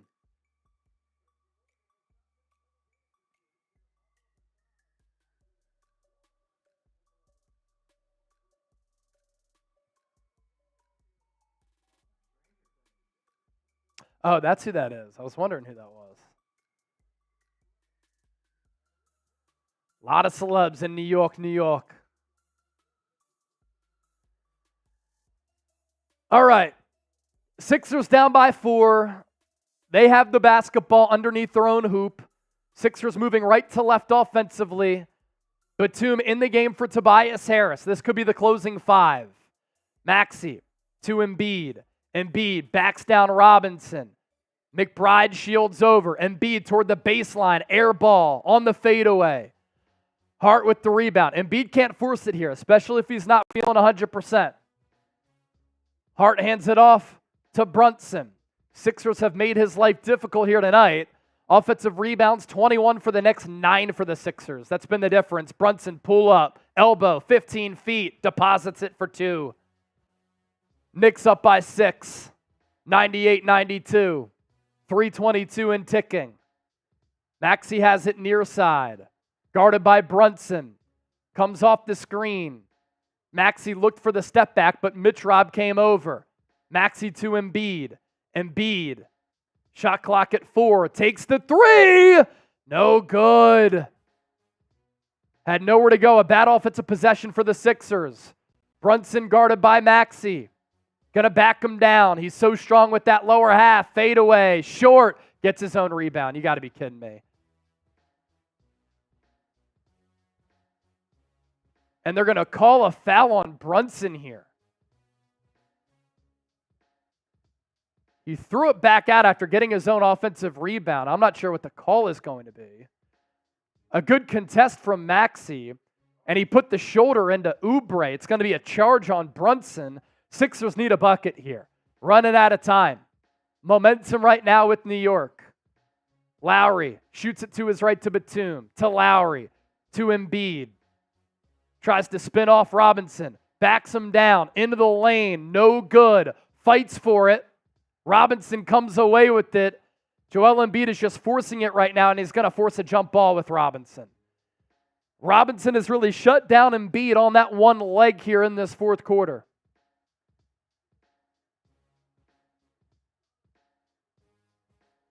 Embiid tried to get the foul call.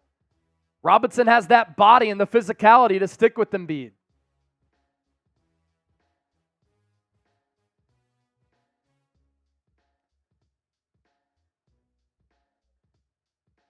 Embiid did have a good look. But when players like Bam Adebayo or Al Horford can stick with Embiid physically, we see that bothers him in moments. So they jump it up from the mini circle on the Sixers side of the floor, right at the free throw line. A lot of height here. And there's a whistle. And they're going to reset. Robinson has hella long arms. Foster going to throw it up. Embiid tips it back to Maxey. 98-92. Shot clock resets in turn to 14. Maxey up top, takes the 3. Good! Tyrese Maxey with the huge trifecta. 98-95. He's up to 29. Just over 2 to go. Brunson to his left to Hart. Hands it off to Brunson. Guarded by Maxey on the switch. Hart left open for 3. Takes advantage. Clutch 3. Sixers down by 6. Under 2 to go. He was left open, and the former Villanova Wildcat takes advantage. Embiid now has it. Drives on Robinson. Gets fouled. He's going to the line. Embiid with 2 free throws can pull the Sixers within 4. Almost 300 people watching live. Everybody watching right now, please make sure you like the video, subscribe to the channel. We give you year-round coverage here on Sixers Now. I like the physicality that Embiid had there with trying to create space and an opportunity offensively for himself against Mitchell Robinson. That's a big body to move.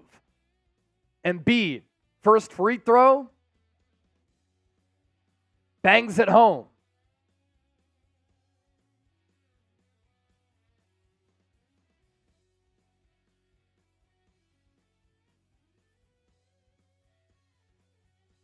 Embiid's second free throw. He goes 2 of 2 from the line.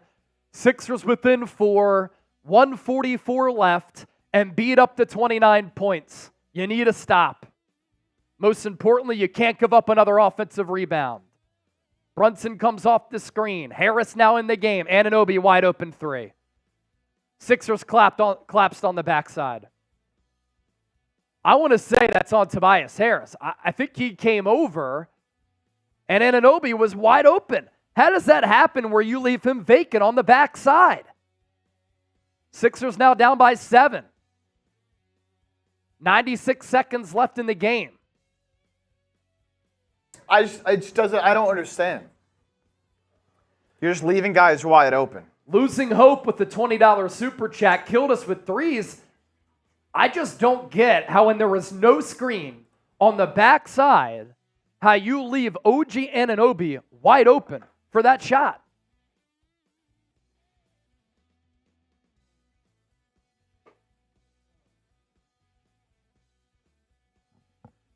Gonna shotgun for losing hope here. That's just a brutal defensive collapse for the Sixers.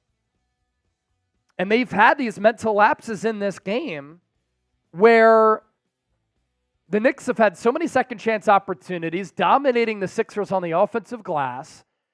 They left Josh Hart wide open after the double, and then they leave OG Anunoby wide open on the backside.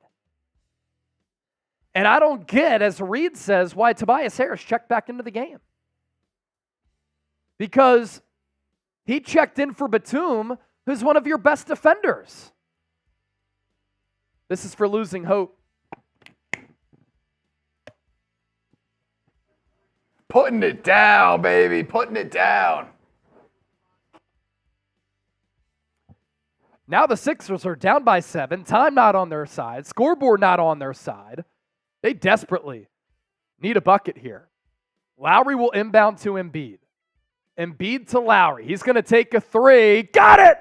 Huge bucket for Kyle Lowry. Best case scenario there. You only wasted 5 seconds and you got a three to pull within 1:04-100. Brunson guarded by Oubre. McBride comes over for the screen. Brunson back to McBride. The Sixers switch. Shot clock at 6. McBride to Hart. Guarded by Embiid. Desperation three. Dagger. He hits another three with 1 minute to go. The Josh Hart game. He's up to 20 points. 4 of 8 from 3. Maxey. Shot clock at 13. He drives on Robinson. Lays it in. Sixers within 5. Game clock 47 and a half. Shot clock obviously 24. So the Sixers might just try to get a stop here. Brunson, double team, and he is fouled. So the Sixers are going to try to extend this game here. Losing hope, $5 super chat. My son's name is Tobias. May have to change it due to this bum. I might consider changing it, although it is a good name. But Tobias Harris has forever scarred us, as losing hope has another profile picture of yours truly. Brunson with the inbound to Robinson, who's guarded and fouled by Embiid right away. So Robinson should go to the line here.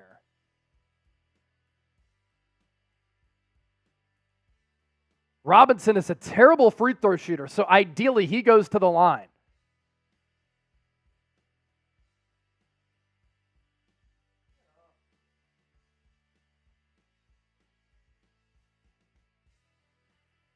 Brunson tried to get a foul on Embiid, and he definitely flopped after Embiid just kind of went for the basketball after pushing Mitchell Robinson. Brunson was the one that ran into Embiid.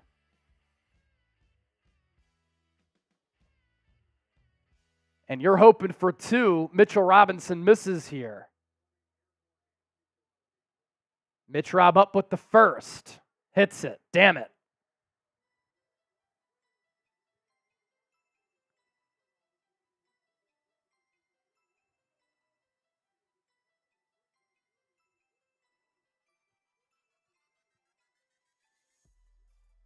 Second free throw for Robinson. Clutch, hits both. 41%. knocks down both. Sixers down by 7, 37 and a half seconds remaining. Maxey takes the inbounds from Lowry. He's got to get up the floor quickly. He tries. Beats Mitchell Robinson off the bounce. Reverse layup, good. Sixers back down 5. McBride takes the inbounds. Now Brunson has it. He crosses half court. Sixers going to have to foul soon. They still don't. Almost force a turnover. McBride back to Brunson. Sixers not fouling here. Shot clock down to 5. Sixers are down by 5. I don't know what they're doing here.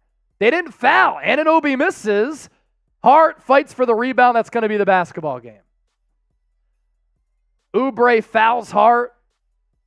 Sixers don't foul that last possession for whatever reason. It didn't make any sense at all. And now Hart's going to go to the line. He's hit a couple of clutch threes in this fourth. And that's going to extend the Knicks lead, which is already at 5 points here. That made no sense with what the Knicks were doing. They're clearly moving the basketball, baiting the Sixers into a foul, and the Sixers are still not fouling. Hart hits the first free throw. It's all but over.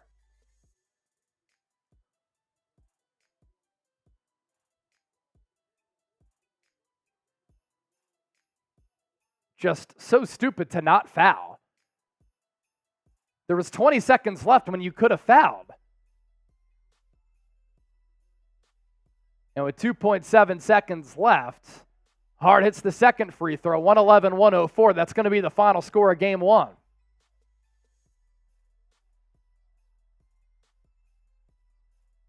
So Knicks take game 1 of this first round series in the East. 111-104. It was certainly a great battle. We'll recap it here on the show. And if Joel Embiid can stay healthy, this is going to be a fun and long series, I believe. The Sixers showed their true colors here tonight. They showed that they can compete with the 2-seeded Knicks. There's no way that Josh Hart, Miles McBride, and Bogdan Bogdanovic are going to continue to cook you throughout this series, and if they do, you will go down.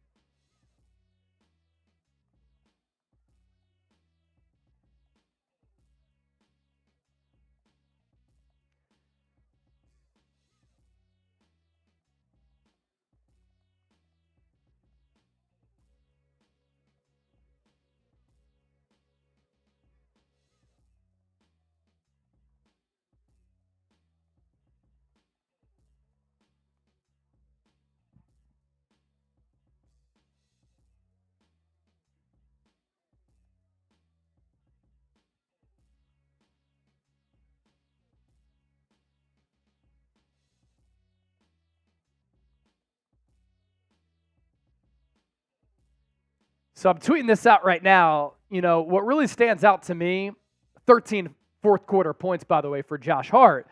You know, this is the Josh Hart game, right? The Sixers can't expect to give up that many second chance points and opportunities and steal game 1 on the road. The Knicks simply took advantage. Now, that is something that I would expect a quality coach in Nick Nurse to be able to clean up, to get home, to point out to his team. My concern is that the Sixers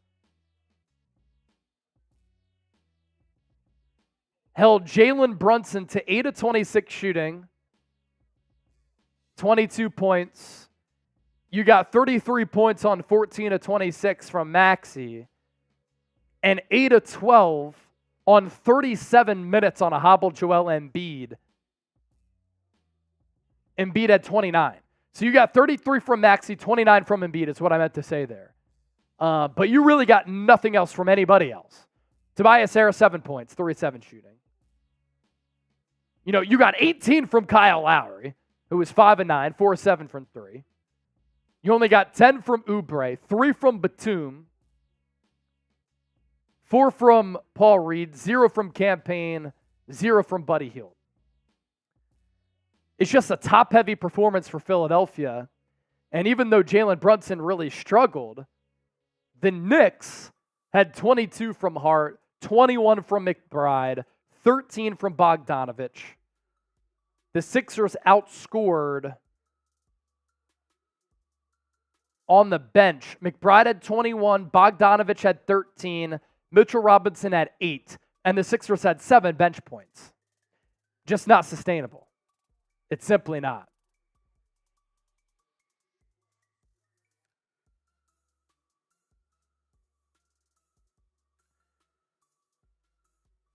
So Embiid and Maxey combined for 62 of your 104.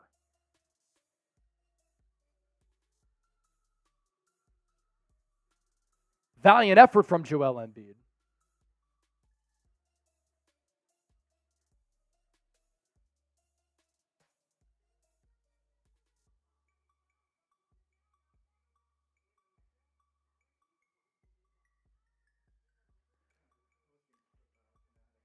Cool.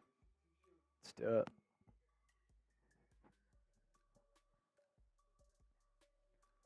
Bald Bogue kills us from Joe Casey.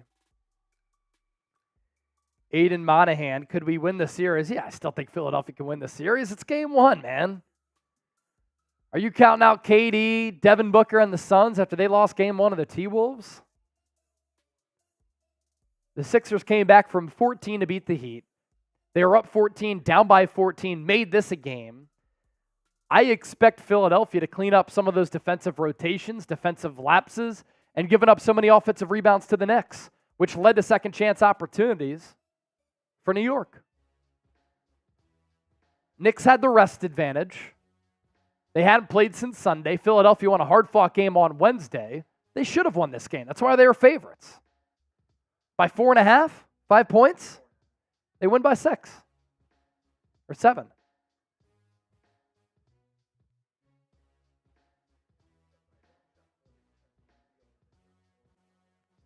Yeah, it's huge. Yeah.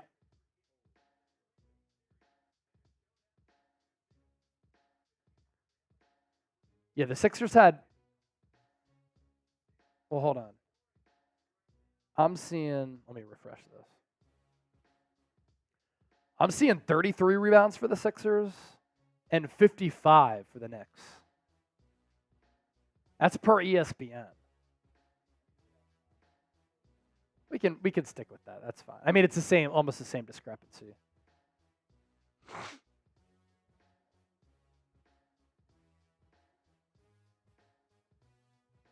Yeah.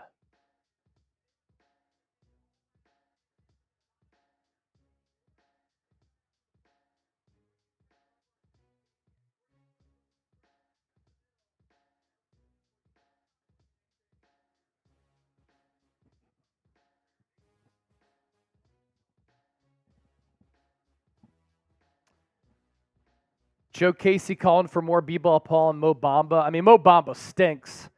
Can you play Paul Reed a little bit more? You can, but it's a size disadvantage for him going up against Hartenstein and Mitchell Robinson.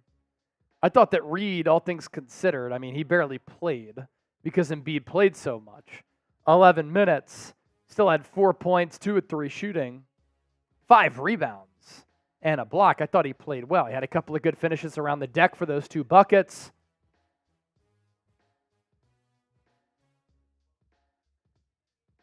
But yeah, Embiid played 37 of 48 minutes.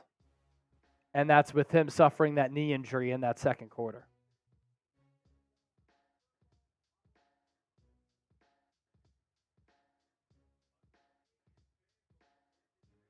But look, this Knicks team is good, man.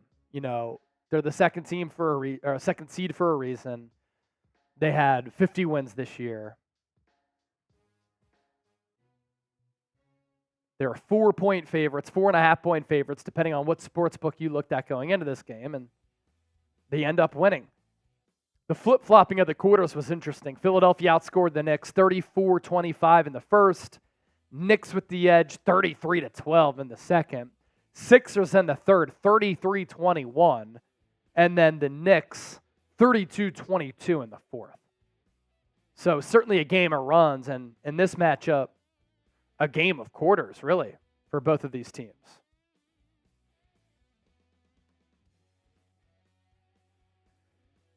All right, we'll recap this game here. If you have any questions, use the hashtag Sixers, and we can take those a little bit later. Or just send in a super chat, and we'll feature that here on the show. Losing hope with the $5 super chat. Embiid needed help. Sixers front office did nothing. Embiid can't stay healthy when needed. I wouldn't say they did nothing. Kyle Lowry, Kelly Oubre, Campaign, and Buddy Hield. Like, they did something at the deadline to pick up other pieces who are complementary pieces to Embiid. Again, when he played this year, the Sixers were 32-8. And a lot of that was without some of those new additions. You needed Maxey to take that next leap. He did. And that was part of the team-building strategy. If Maxey doesn't take the leap, we need another legitimate co-star. If he does take that leap, we've got a shot. Sixers have a shot.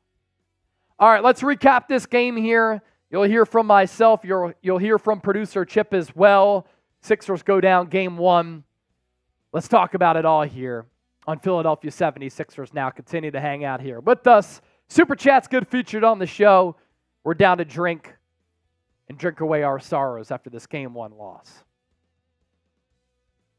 We're going to recap this game one loss for the Philadelphia 76ers against the New York Knicks as this first round series officially underway in the Eastern Conference. Final score 111-104. New York Knicks take it in a game which was very interesting for a variety of reasons. And this is going to be a compelling series. Just in game one, we saw the physicality come out. We saw this game be a game of runs. We, of course, have questions moving into game two, and as this series progresses with the health of Joel Embiid, but we really rode the seesaw as the Sixers outscored the Knicks in the first quarter, 34-25, to really make a statement on the road here in game one. And then the Knicks, with the rest advantage over Philadelphia, they outscore the Sixers 33-12 in that second quarter.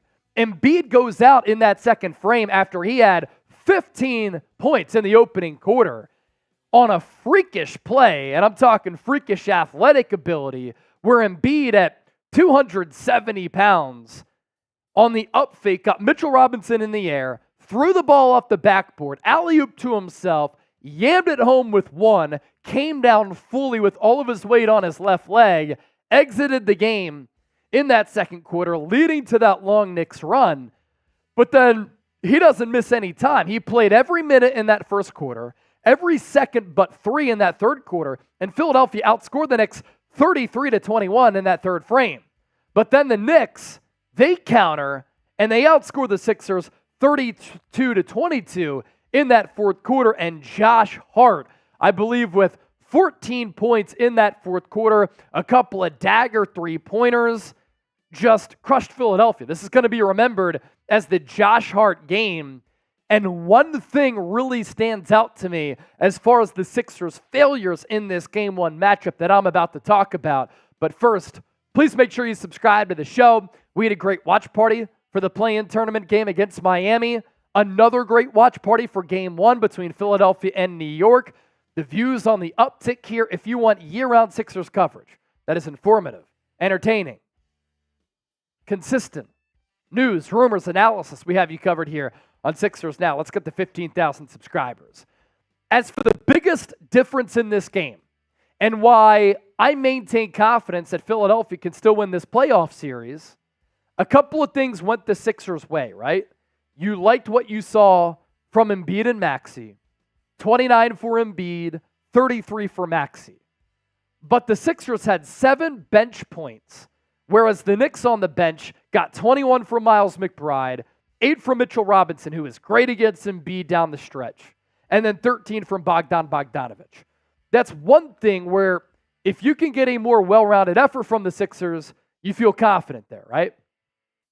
But the biggest thing that I have to hone in on here and why I think the Sixers lost this game was second chance opportunities. The New York Knicks on the offensive glass out-rebounded the Sixers 23-9. The Knicks as a team out-rebounded the Sixers per ESPN, and the numbers are different from NBA.com, 55-35. When you don't have the rest advantage, when you are on the road, when you are going up against a 2 seed that won 50 games this year, Joel Embiid is injured, and you don't get any bench production, and you're getting out-rebounded and giving up second-chance opportunities, you're going to lose.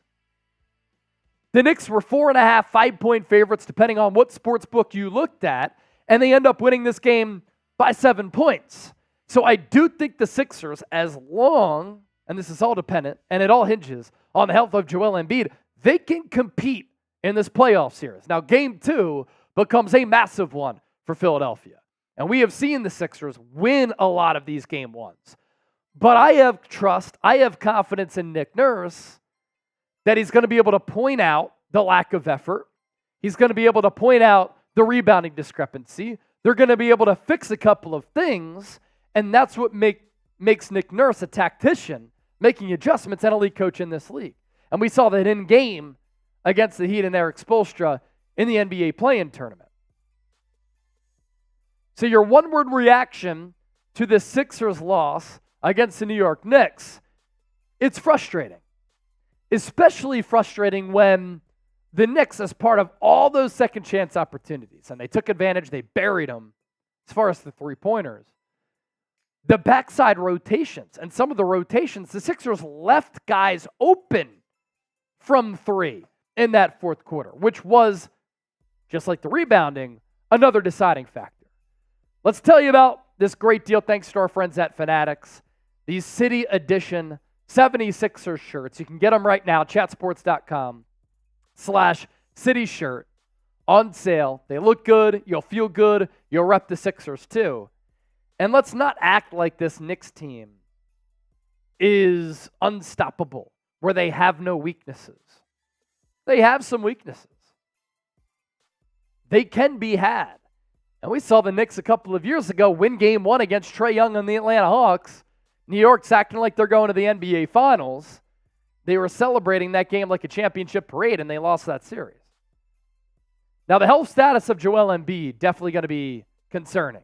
You know, he throws down that self-alley-oop, lands on that left leg, and 2 Fridays ago on the Euro against the Magic, landed on that left leg, went down second quarter, left the game, came back in the third quarter. Almost an identical scenario here in this game.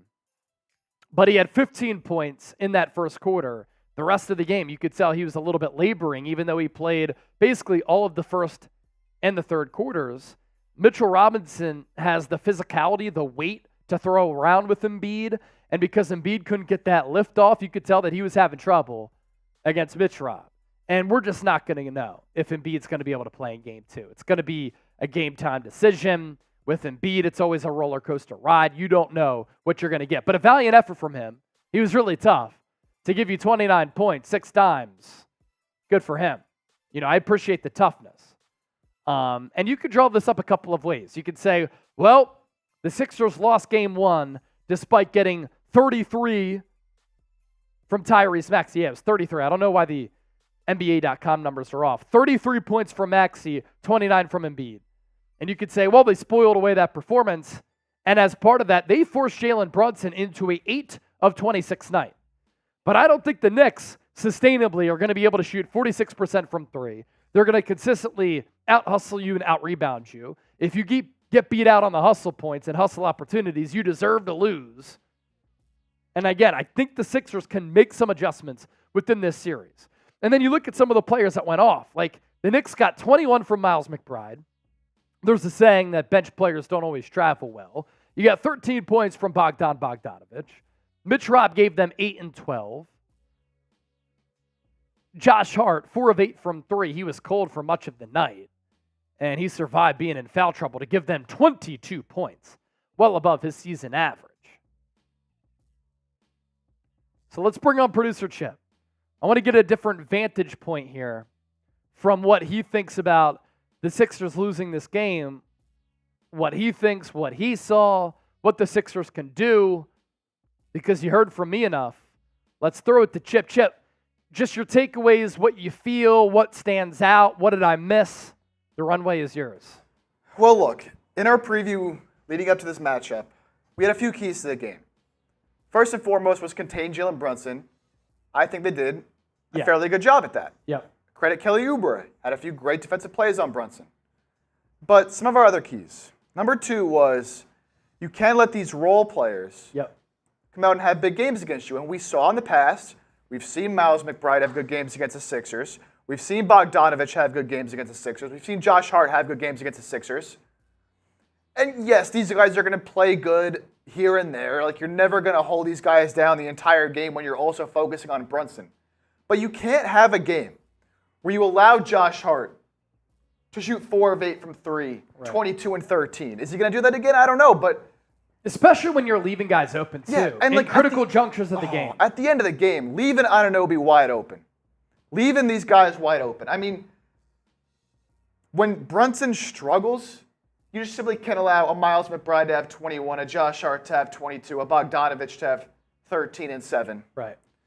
As you said, the rebounding is a big issue, and that's a pretty big concern for me moving forward, because Embiid just clearly doesn't have the same lift off his left leg, and Mitch Robb and Isaiah Hartenstein, who Hartenstein got subbed out pretty early in that second half, didn't really have much of an impact, but Mitch Robb was really good.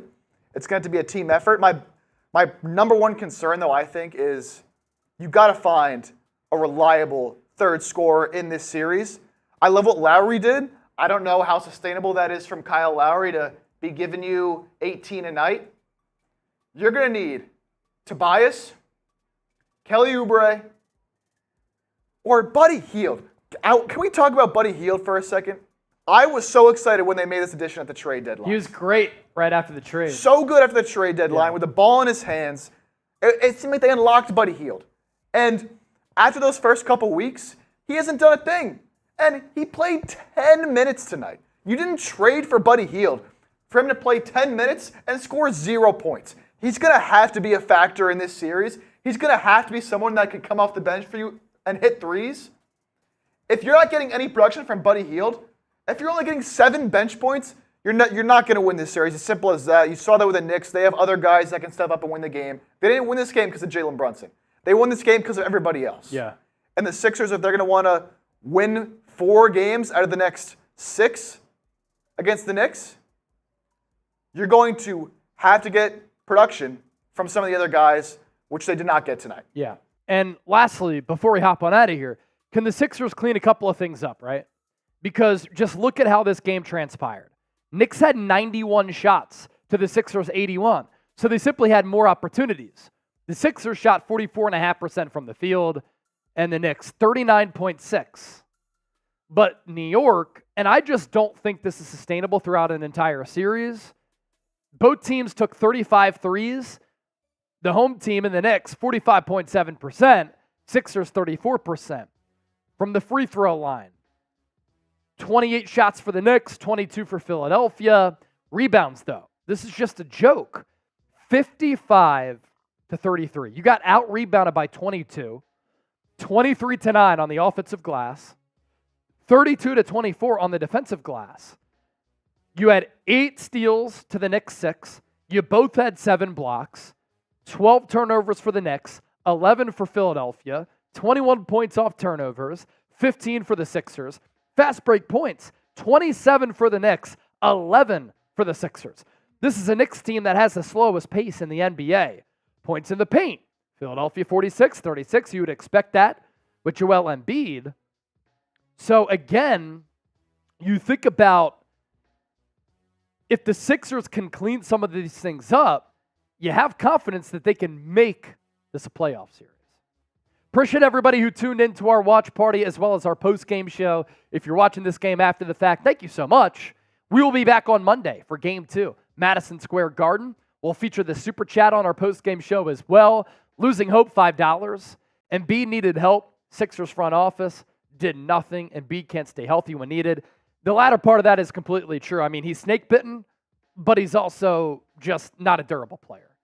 And that is a massive issue that we continue to get heartbroken by and get stressed out by year in, year out. I mean, for him, 15 first quarter points. He throws down a self alley-oop among the trees, and he gets hurt on the play.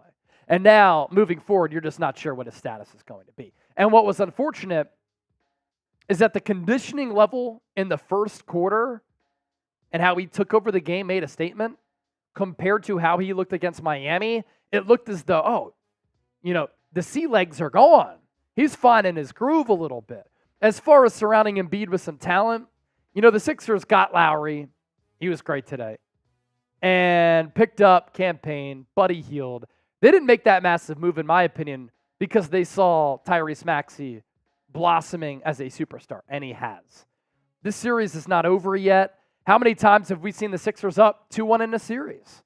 And that's a critical, mathematically huge game in which the Sixers have won during this Joel Embiid tenure, and they've ended up losing that series.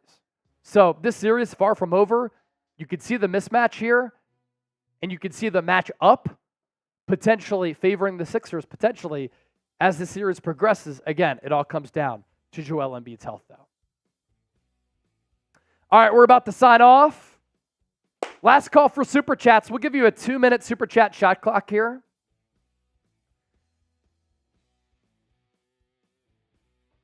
Two-minute Super Chat shot clock. Last chance to get in that raffle for tonight. We will be doing this every time we're live for this series. Because we got to go over to the New York Knicks now, and Chip and I got to take down a drink because they got some Super Chats in. So 2-minute warning. Last opportunity to support the show. You've already supported the show so much tonight, and we certainly appreciate that. And we'll be back for Game 3. We won't do Game 4 on Thursday night because that's the first night of the NFL draft. If I have that schedule right? Yeah, that's correct. So it's Monday, Thursday, Sunday. Yeah, it's very weird. Interesting. They're giving them the extra day between Monday and Thursday for great travel. for Embiid. Yeah. But then, I don't know why they have 2 extra days off for. Maybe they don't want to. It's good for Embiid.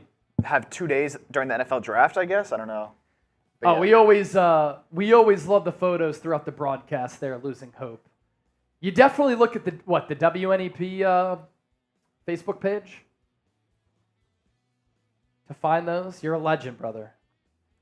You're a legend. All right, we're going to dip out. Thanks to everybody for hopping on board, supporting us. Watch the post-game show as well. Even though you just watched the post-game show, that helps us out. And we will be back Game 2, MSG, Sixers, Knicks, the Turnpike Series, the Amtrak Series. We are only getting started.